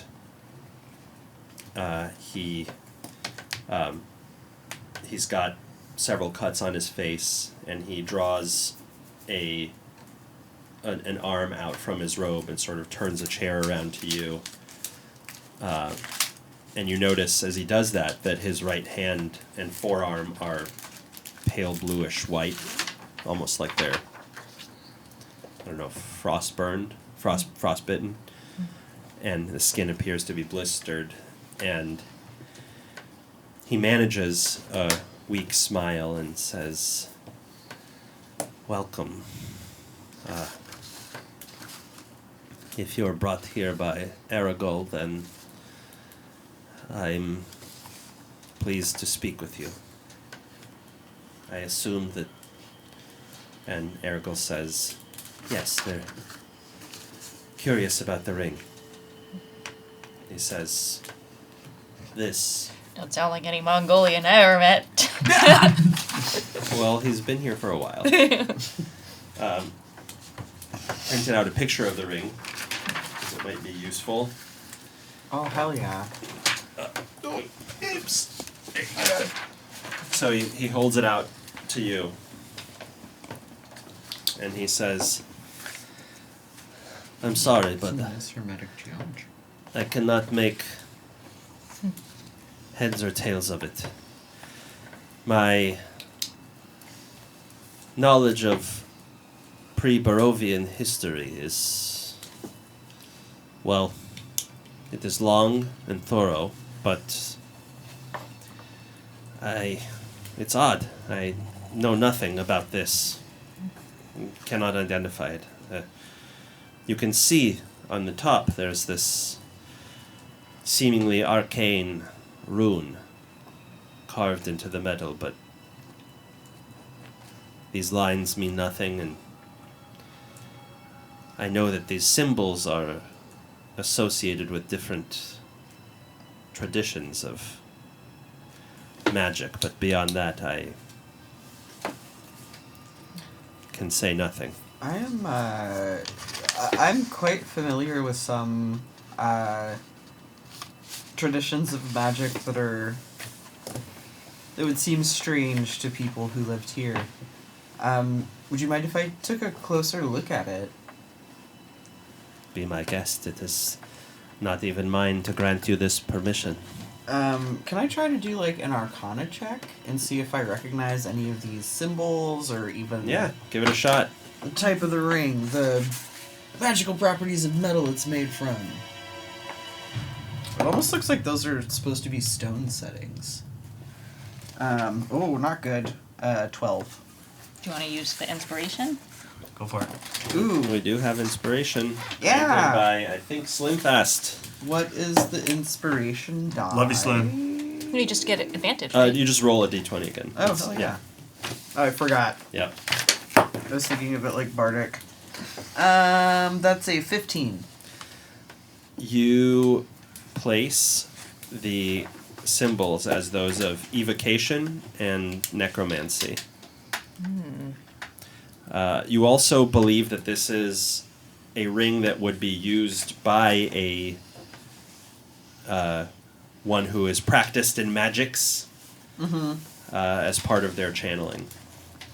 Alright, this is certainly used by a magician of some kind. If there are traces of death magic in it, which is concerning. I hesitate to make this suggestion, but I think the best way to find out more is to peruse the very extensive library at the heart of Vallaki. I hesitate because it happens to be in the home of the burgomaster. And he is not a pleasant man to deal with at the best of times. And you do not want to find yourselves seeking a favor from him. Erigel says, this I can confirm. He's not the most giving person, even in less dire circumstances, and I don't believe he will find the fate of a Vistani girl to be particularly compelling. Do you know anything about him? Like what kinds of things that he likes or are important to him? Long walks and sunsets. Turn-offs include ice cream. We just take him on a sunset walk. That sounds easy. I can be quite persuasive when the time calls for it. He does appreciate admiration of others, especially those in positions of esteem. My people, unfortunately, the Ulugulus, are barely clinging to life here. Lady Lan is quite esteemed. Lady Lan, where do you hail from? Further than you, I suspect. Well, unfortunately, I have never seen life outside of these lands, but my people, yes, they have. Indeed, I believe we might share a progeny. It is possible. Yes. Your people do tend to come around from time to time. It's true. Mine were the lords of these lands until Strahd and his family came back, and now they've reduced us to this. For some time, all of Europa was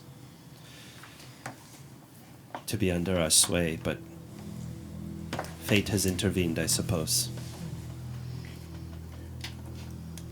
Is there enough time during this conversation for me to cast Detect Magic as a ritual? It would be 10 or 11 minutes. Yes. And as you do, Sartok looks toward you and says, Are you hoping to learn more? Yes, of course. I have some abilities in magic as well. And I can tell when someone is hoping to find out what it is that I'm up to. I can promise you that I have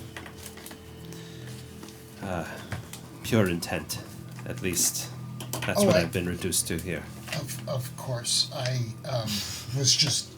wanted to look at the ring.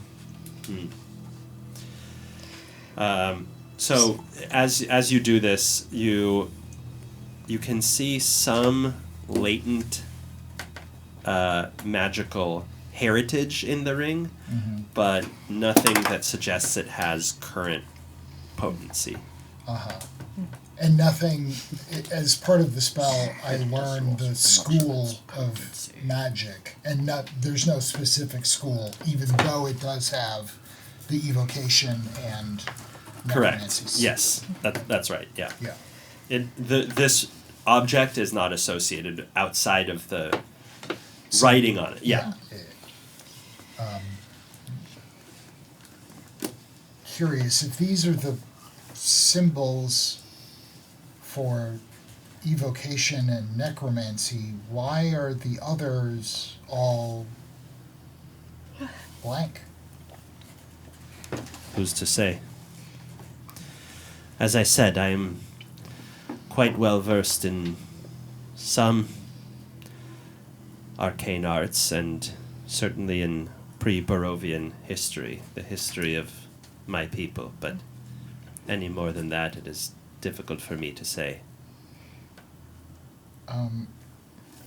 Does the symbol of the center, in the center of the ring, mean anything to me from a religious perspective? I mean, I do have my sort of familiarity with non-Christian religion. I guess I'll leave it at that. Not on its face, no. Yeah. Nothing. Before you go, do you care to have some tea? I would love some. Absolutely. You don't like tea, little boy. It's like water that tastes bad. You may come to appreciate it yet. He doesn't mean to be rude. But for you, I have a bit of milk.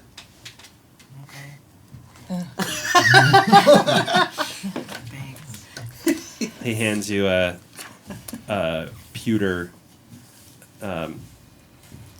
bluish yak milk cup. And for the rest of you, makes a really nice smelling herbal tea. He picks a chrysanthemum flower that's drying in the garland on the outside of his tent and places it in the teapot and says, "Would you care to hear a sad tale?" I love a sad tale.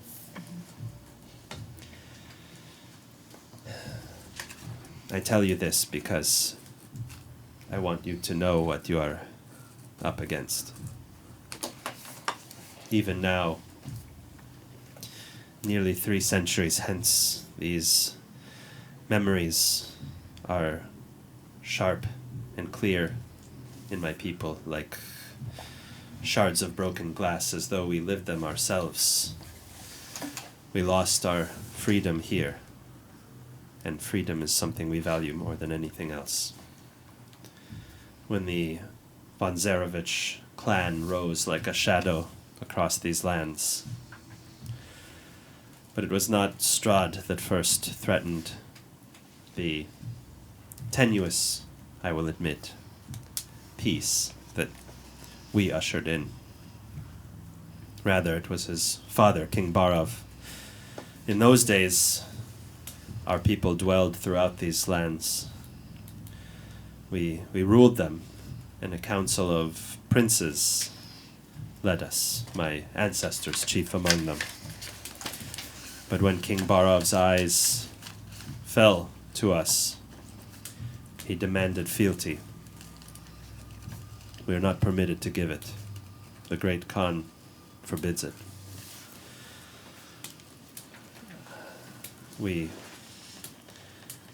He wanted us to give tribute to the old borders of Zarovia, the kingdom his ancestors once ruled. Erevan, who practiced the style of the lion and bore the lion's sigil, he was never one to bow. He refused, and his act of defiance ignited the fires of war that lasted several decades.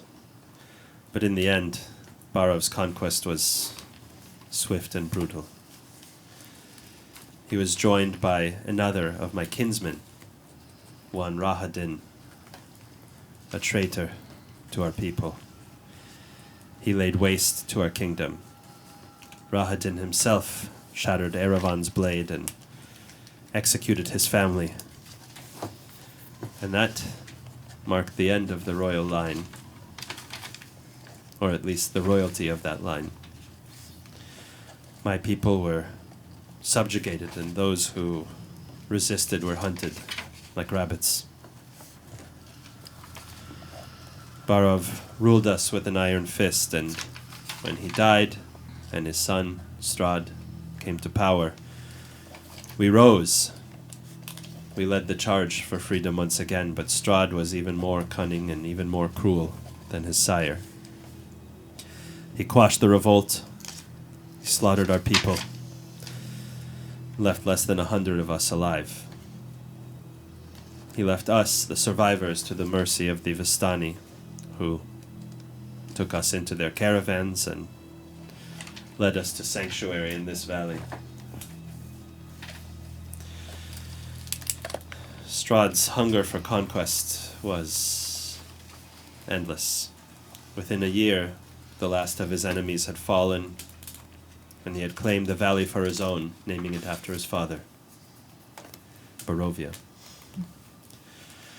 We found ourselves trapped, imprisoned in the heart of his new empire. By then, well, we had built our home here and chose to remain, hoping that the Vistani's kindness could keep us safe. And so we have remained here, subject to Strahd's periodic culling, or as he calls it, pulling the weeds.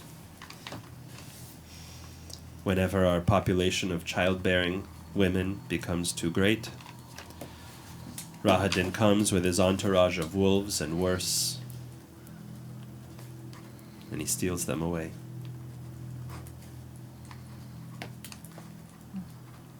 He takes them away living? The ones who will permit themselves to be taken, yes. We raise our women strong, or at least we used to, but now we try not to raise them at all.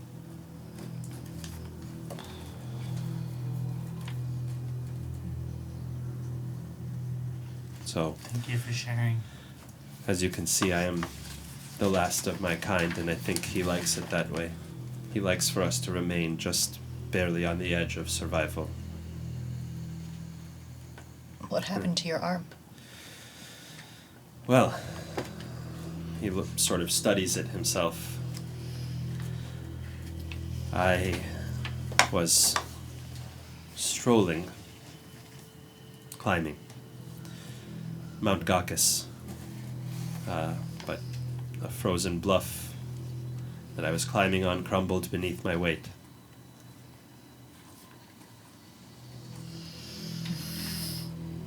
Too bad.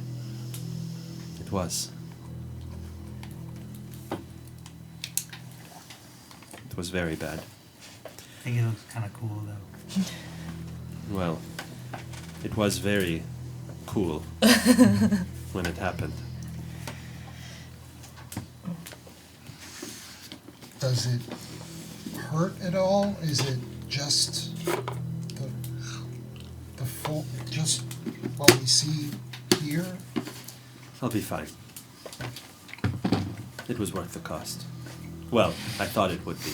In the end, I got nothing. I found nothing. Sometimes it's worth a trying.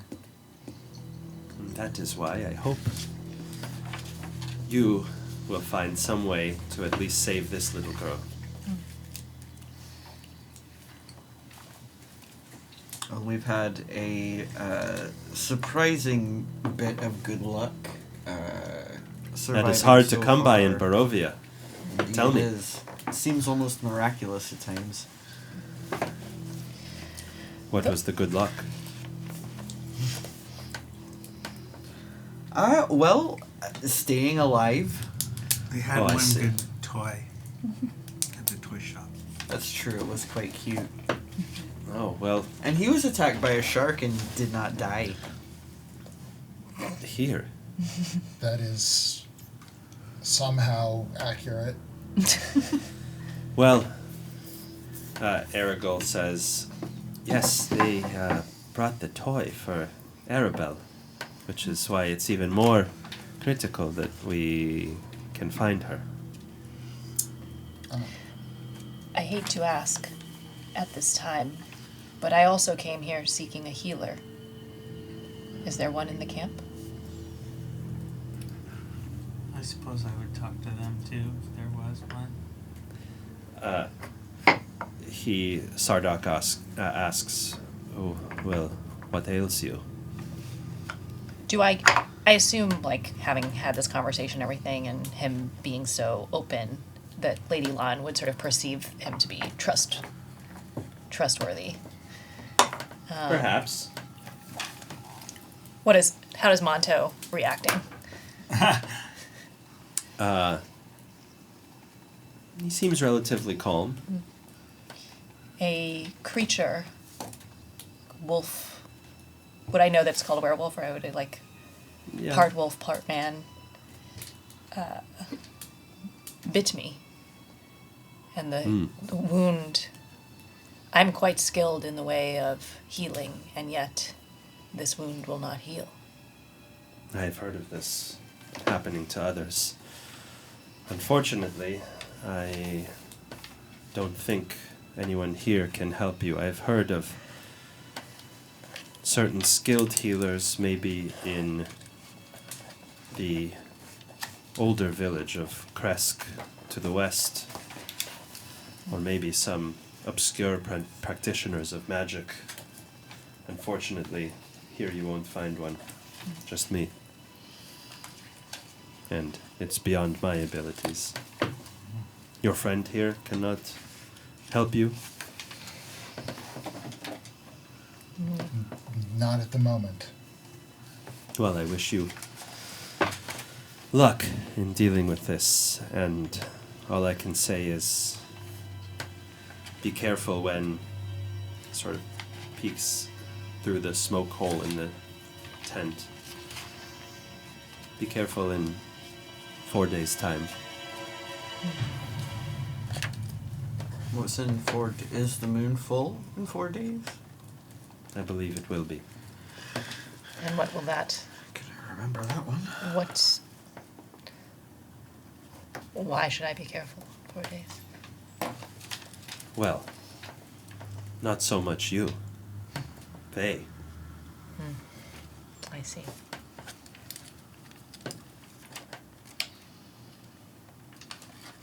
You won't know a thing.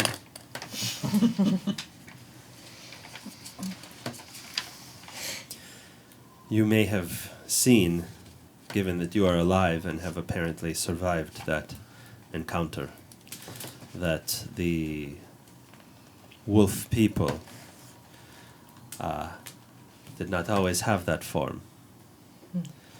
What made them that way, and what stole more and more of their humanity, is its invasive character, most acutely manifested during the full moon. And once you give in and partake of flesh, particularly that of man, there's no going back. gradually the form of the beast overtakes your better sense, your humanity.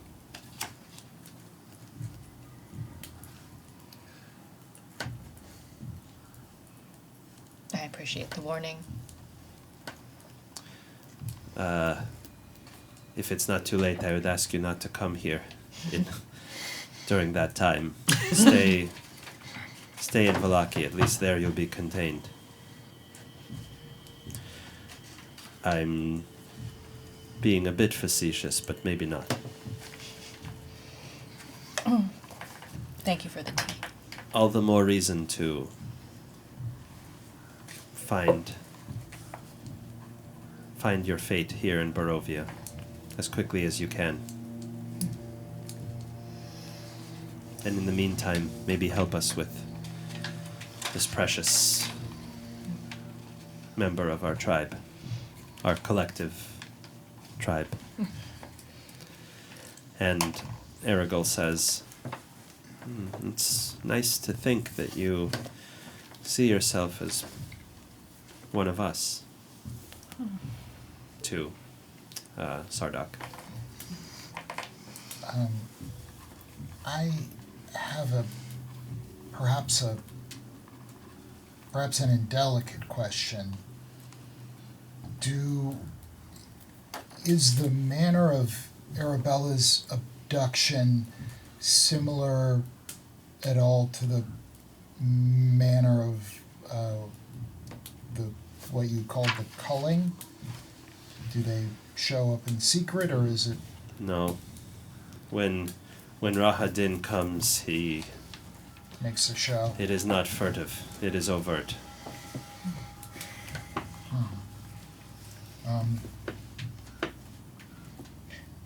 I'd also ask: should we take the ring if we're to investigate it, or shall we leave it with you? You are welcome to take it.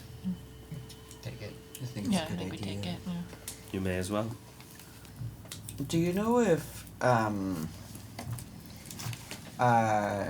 it was mentioned to us that Jan was had been a part of the camp for quite some time. Did anyone know anything about see any signs of Jan being able to control magical forces in even the smallest way? Aragol says this was never one of his facilities. He barely could control his own piss.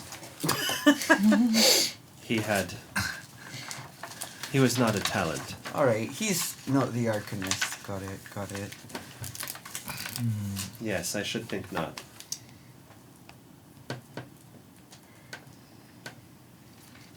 Well? Shall we track down a decapitating wizard? Yes, we should take a look at this decapitated body. Fine. As you... Oh, cheer up. We're going to go look at a dead body. You said you love dead bodies. As you step out of the tent, he says, Aragol says, well, it looks like we won't have to travel far. And he points to a clutch of figures arriving on horseback, and one of them is carrying a headless body. And Aragol shouts to them, "Oi, you've decided to bring Jan back." And the other one says, "Yeah, well, we didn't want him to be eaten by the wolves and the crows out there. You know." And the ring was found next to this man? Yes, very nearby indeed. But not placed there deliberately, like in the...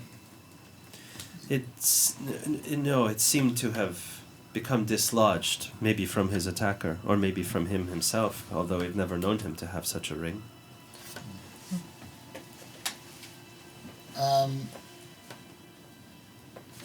Yeah, then guess I would. Have they put the body down anywhere? They've loaded it off of they've taken it off of the horse and sort of splayed it on the ground. You see several people kind of give it a kick as they go by. You can see they're not too pleased with what we believe Jan has done, although it appears that, well, he fell victim to this menace himself. No sign of his head, though. Did you see his head? No, everybody shakes their own heads. Would you permit us to search his body? I don't give a shit. Please. I think I'm overestimating your respect for this person. Walks up and does his thing. Starts to root through.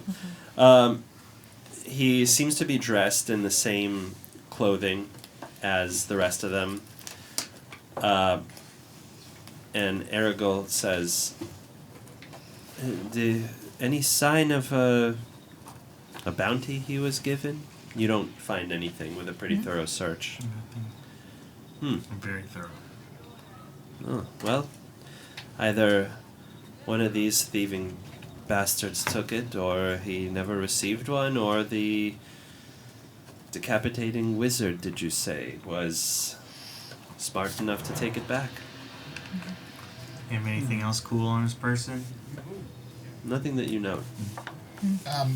Can I look at the manner of the decapitation? Yeah, it seems to have been done. Well, roll a medicine check. Do we know how long ago all this occurred? Guidance. Yesterday. What's your medicine? +5. Oh, okay. That's pretty close to minus. Does D&D Beyond, it doesn't add the proficiency bonus automatically, right? In the character. It should. In the character sheet? When it prints out the character sheet? I don't think it does. I mean, it adds that you have a proficiency bonus, but doesn't add to the number, does it? No. Yeah. I don't think it does. So I would consider doing a read object on this ring or something on this guy's body, but I would only be able to see, I believe, the last 8 hours, so I think that would help, yeah. Just make I got a 19. Ooh. Yeah, 8 hours. With guidance and a high wisdom. Wait, so are you doing that or no? No. Okay. It seems to have been done... Because it's like afternoon, right? Yes. Yeah. It seems to... Yeah, it's about 4 p.m. So I would only be able to see what happened since 10 a.m. It seems to have been done rather clinically. Not a rush job, or at least if it was rushed, it was by a skilled decapitator.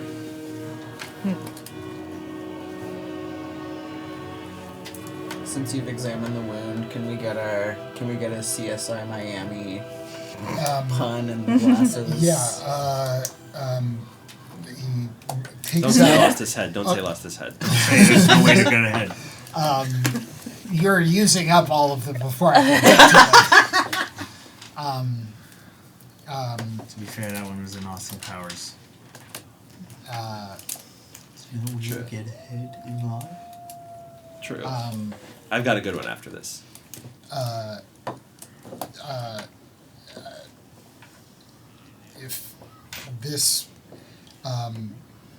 If this man liked his wine,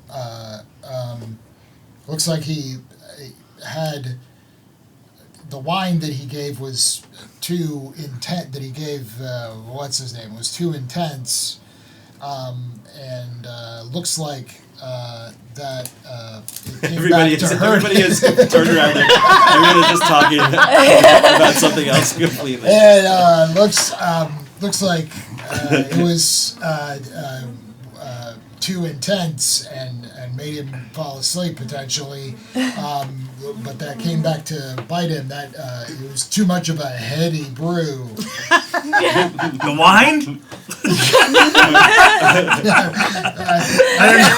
It was like a look of panic in his eyes that you have not seen previously. Here's one. That looks like a pretty clean cut. No cap.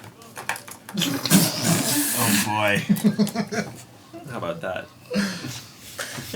Everybody is fired. Horatio would never. That dude is nowhere near cool enough to ever know what no cap means. Yeah.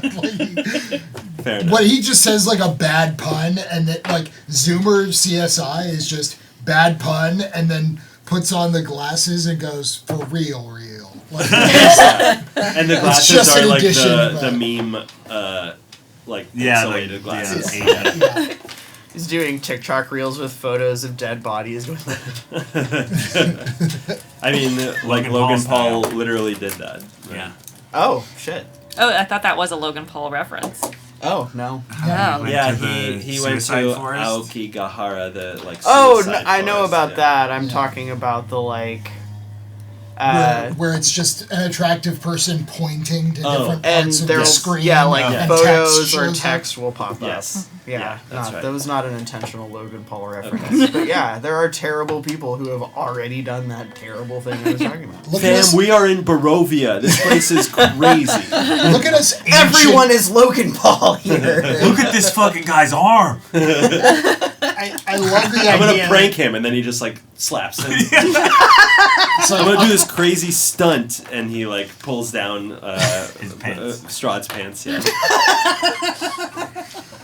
We'll have to try that next time we run into Strahd. I really like that it's just us ancient people explaining years-old Zoomer bullshit live. That's the show. Yeah. Is explaining to each other. Yeah. Ancient. You guys remember iCarly? God. So where to? Okay, well, for reals though, now we might want to go take a real nap. Yeah. Mm-hmm. But I mean, we might just be able to stay at the Vistani camp and go in the morning. Well, no, but I guess we have to go back to Vallaki. Yeah. So we might as well go back to Vallaki and then go sleep in the beds we paid for. Yeah. And then look presentable to go chat with the Baron. I don't know if like I'm not sure we should show up to the Burgomaster's home with a child on the edge of death. It looks like he has a fever. Just kind of shaking and hot. So back to Vallaki then. Another hour or so hike away from the Vistani camp takes you back to town. It's still, what passes for daylight here in maybe in Vallaki, but not here. Yeah, true. And you head over to the Blue Water Inn, where as you're walking in, you do notice that the guest that has been staying there with you, Rictavio, is once again himself on his way out. He grabs a parcel from the where's our Blue Water Inn? There we are. He grabs a parcel from Erwin and says, "I'll be back in a few minutes to regale the guests for the evening, should there be any who arrive. And look at this. Some have come." And Erwin says, "You're right, and in fact, for you lot, I have a missive. It's something, it looks," he sort of fumbles around the bar, "it looks important. I was to give it to Ms. Kolyanova, but she has been out, and so I was told to give it to the one with the bald head." Has Irina returned yet? Well, isn't she? Not But yet. isn't she staying in the church? Going back and forth. Isn't she sleeping in the church? Well, Erwin may not know that. Cool. Anything I can... Dear esteemed traveling companions of the Lady Irina Kolyanova, I hope this missive finds you in good health and high spirits. Valaki appears to have been blessed by your presence and the promise of goodwill you bear with you. It has come to my attention that our paths, though they wind through such trying times, bear a striking convergence. Accordingly, I write to you today with a humble invitation to dine at my home, Wachter House, at sundown tomorrow evening. You may find it on Valaki's northern road, a short distance from the Zarevich Gate. I trust that the setting shall provide a quiet and welcoming environment to discuss matters of mutual interest and concern. My doors, as they have always been, stand open to those who wish the best for the good people of Barovia. Should you choose to accept, simply present this invitation at the door to my estate. I gladly await your presence tomorrow evening. Until then, I remain sincerely yours, Lady Fiona Wachter. Ah. Erwin watches you read it and is like...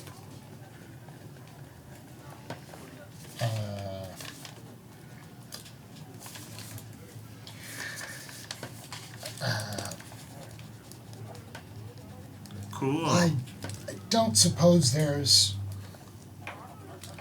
a reasonable way to decline this invitation, so I expect we will attend.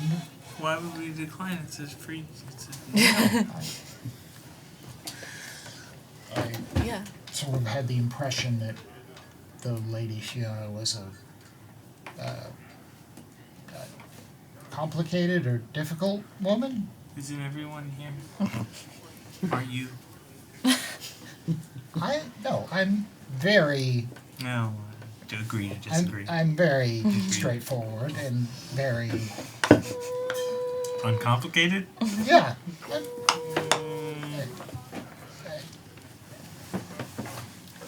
I certainly don't have some sort of interesting past.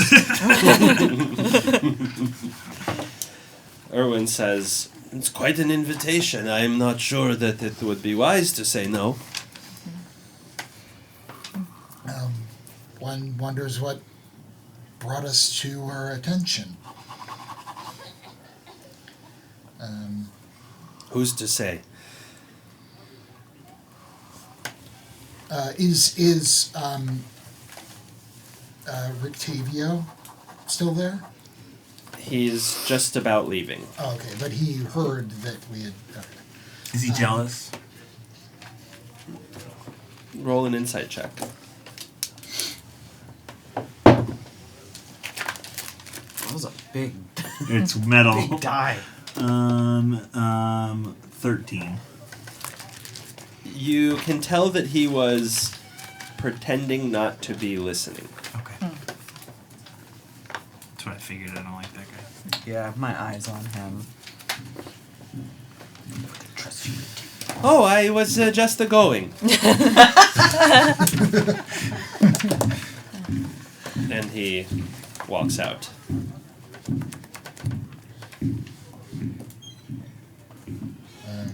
I'm tempted to have my cat follow him, but I can only see what she sees for 100 feet. It's not very far. If he's going next door, then we'll know. Yeah. Erwin says, I mean, I can drop a tooth in his pocket. Unsolicited advice for you, friends. Lady Wachter, I mentioned before, she, like the burgomaster, is a complicated person. She does not get along with Valakovich very well at all. And she's often quoted as saying that she'd rather serve the devil than a madman.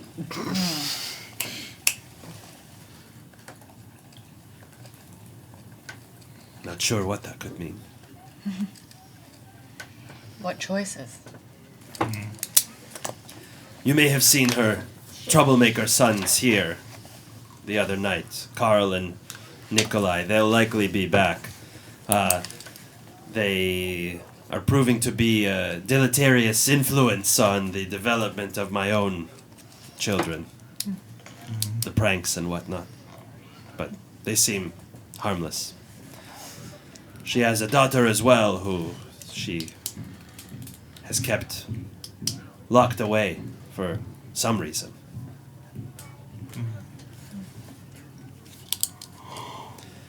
The important thing to note is everybody else who opposes the burgomaster's will,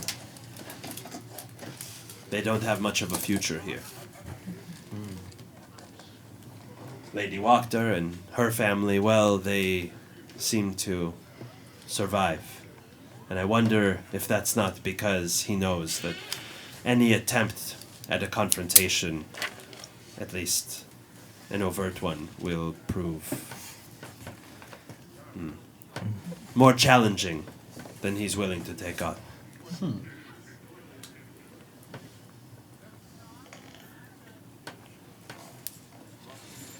Beet soup? Beet soups all around? Never turn it Please. down. Yeah.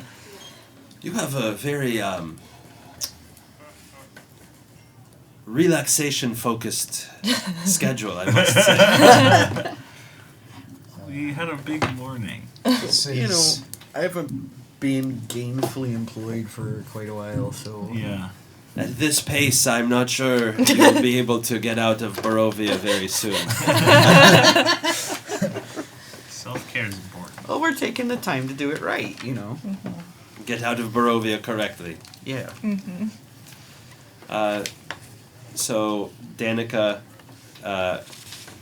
sets the table for you, and Erwin brings a pot of soup from the back that he sets down without much formality this time. You're welcome guest, so he kind of just puts the pot down and says, "Serve yourselves." With Lady that- Lan says, "I'll take one bowl, thank you." Eric serves us telekinetically. Does it splash? No, no. Flawless. Steadier than his hands. You hear the boys kind of squeal with delight as they watch you do it. They say, "Wow, how's he doing that?" And then I stop doing it once. Take it over with the hands once. They start talking. I don't like these dumb kids. You have a bit of time until sleep sort of takes over. Anything to discuss? Nothing in game. I just wanted to say, like, I love that Eric doesn't like the kids. And it's like, I remember so many times when I was a kid and my parents were like, "There will be kids your age there." And also, he's like the loneliest person. Yeah. And it's just like, oh, And you got so other excited kids. to play with like the ghost children. Oh, well, they're toys. Yeah. They're ghosts. It's different. They didn't bully me. You know, most kids. Yeah. There's a certain, like, forlornness that you Yeah. will share. Yeah, you channel. Better relate to ghosts. Yeah. Yeah. You know, if Eric found himself on a play date, he might have a good time. But if you said, "Do you want to go?" he would never go. So you guys are just sitting and eating in silence? Kind of. Well, I think I would bring up our approach to getting in the burgomaster's house on the following day.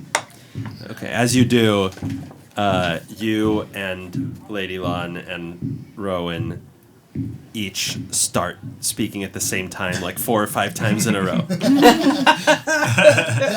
Well, you.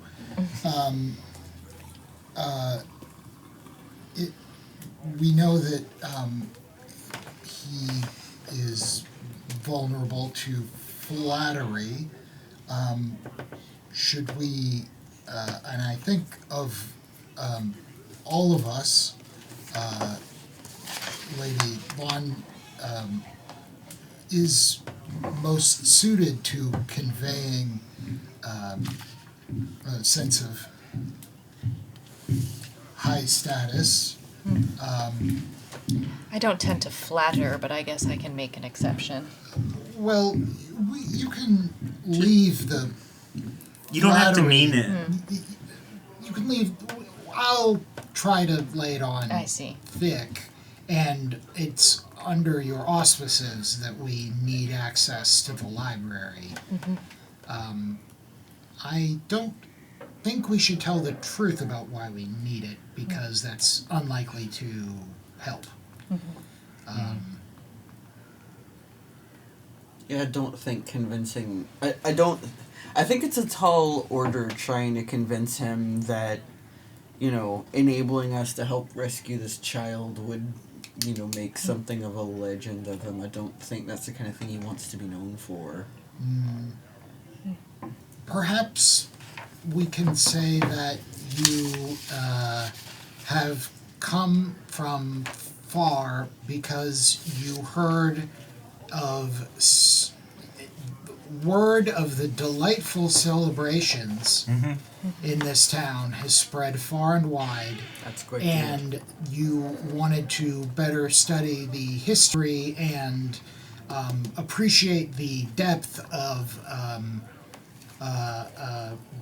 this region and its famous parties. Yes. We can gift him one of my maps from my travels. People of his class, they tend to have frivolous pursuits. I'll make him feel smart. A trade, in a sense. Should we approach with a gift? I think so. Oh, she said the map. Oh, sure, yes, the map. It's a good idea. It's a good idea. Could put a nice ribbon around it. Now let's not get carried away.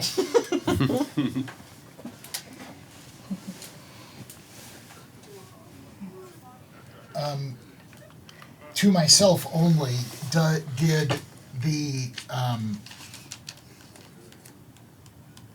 the headless man,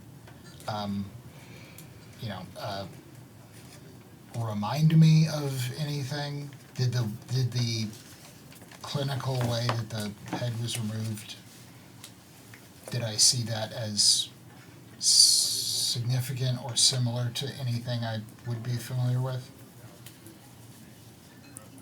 Yes. I think so. Okay. Can you state your question more precisely? Did the precision with which the head was removed remind me of anything? Not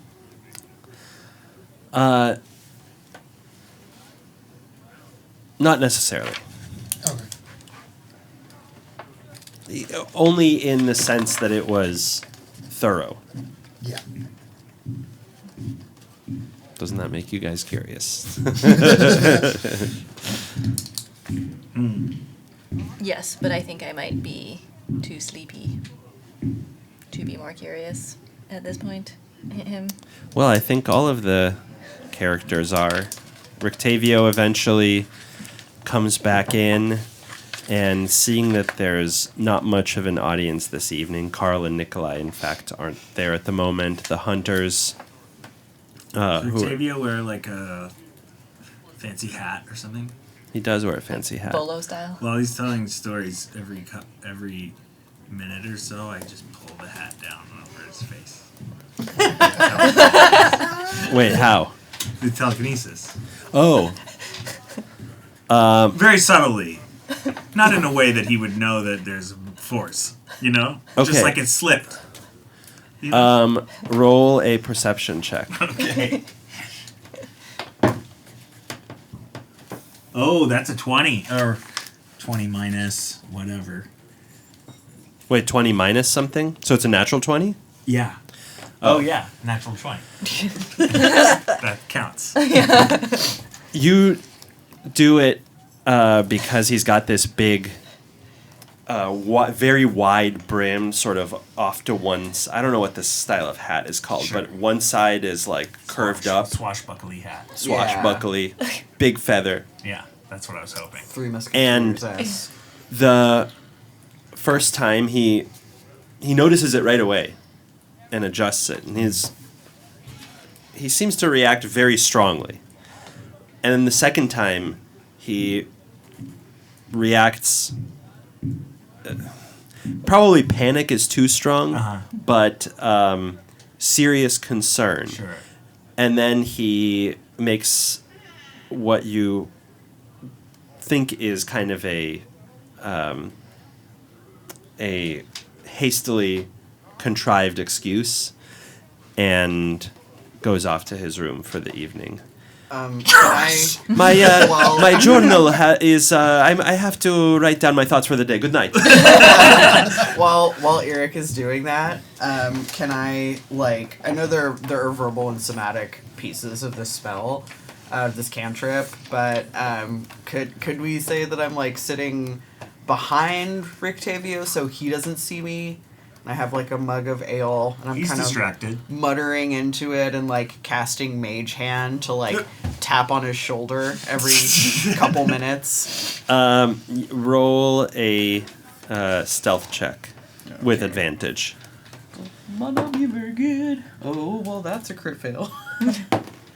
Damn. Okay, 18. Love that advantage. All right. Gotta love it.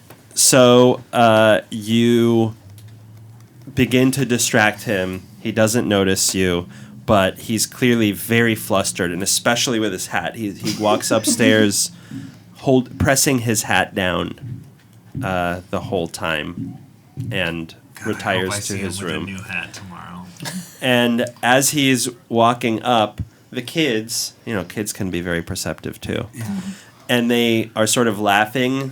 Your hat, and they grab up to they lunge up to grab it, and in a way that even you, with your limited experience with him, can see is out of keeping with his previous behavior. He really violently pushes one of them aside and is like, "Hey!"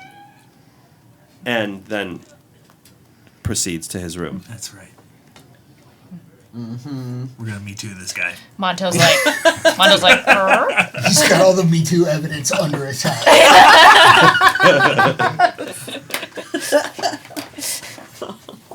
All the chat history. I'm thinking of a Rictavio Me Too.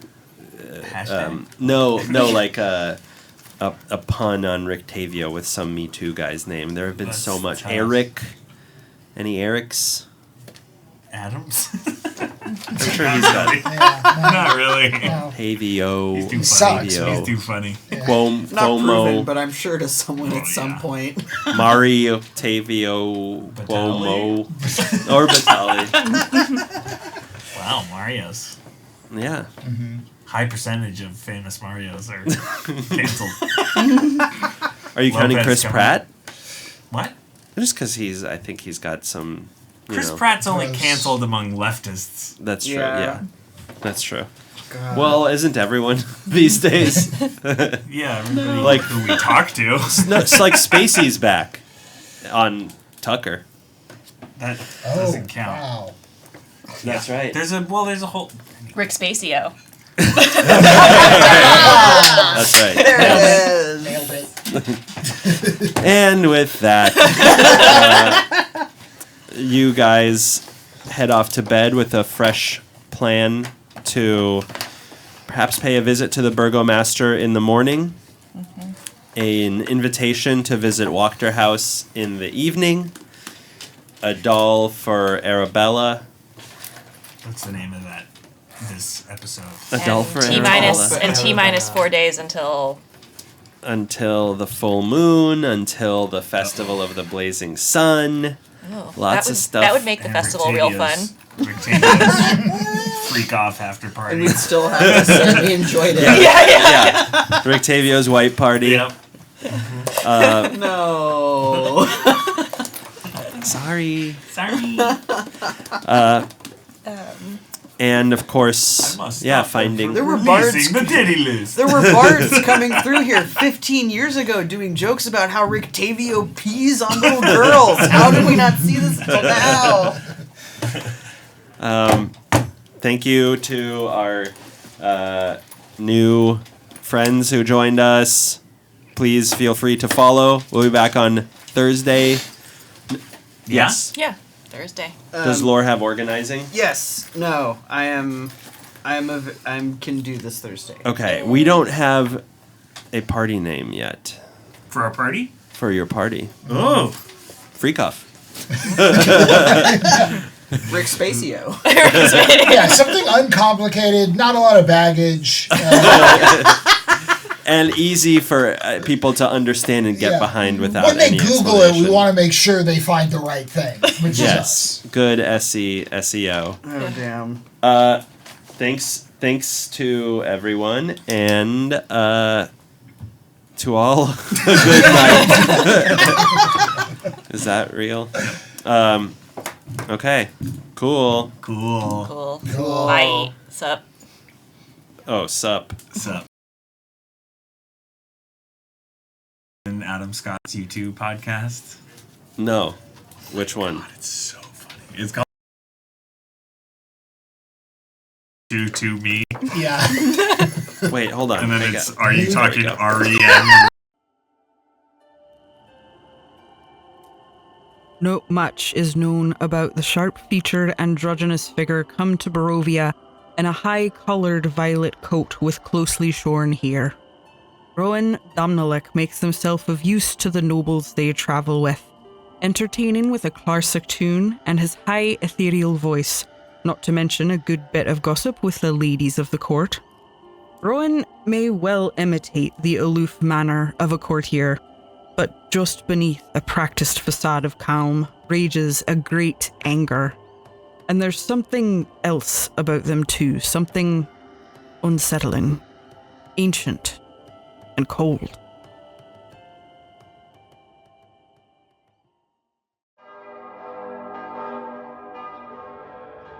Father Esquivel is an ordained priest, sent far from home on missionary work.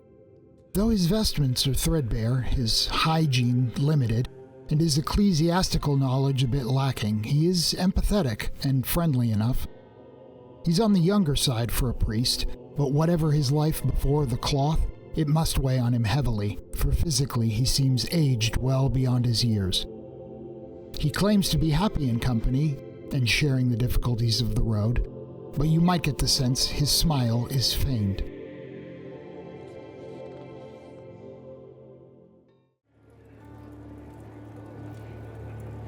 Even while petting her ornery pet Pekingese Monto, Lady Lan never smiles. A severe Chinese lady dressed in elaborate silks and other finery, Lady Lan never seems to have a hair or jewel out of place. Despite having traveled many months through the deserts of the Silk Road and faced all manner of challenges, you will never see her with a smudge in her makeup. And yet, anyone who spends enough time with her will notice an anger glimmering behind this otherwise impenetrable exterior. Something must give.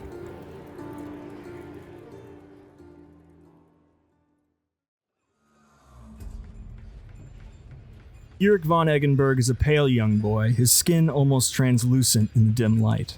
His eyes, the color of a stormy sea, hold a lifetime of unspoken sorrows, fixed upon the arabesques of the moldering wallpaper, seeking patterns that do not exist. His hair, a messy jet black patch, appears to be thinning. He moves with the jerky grace of a puppet, his limbs seemingly not entirely his own. Clutched firmly in his hand is a ruby brooch, a glimmer of hope in a life filled with darkness. Whispers follow him, telling of a noble lineage abandoned, a sinister apprenticeship, and a mysterious benefactor offering salvation in a distant land. There is an unsettling aura that surrounds him, a disquiet that hints at secrets best left undisturbed.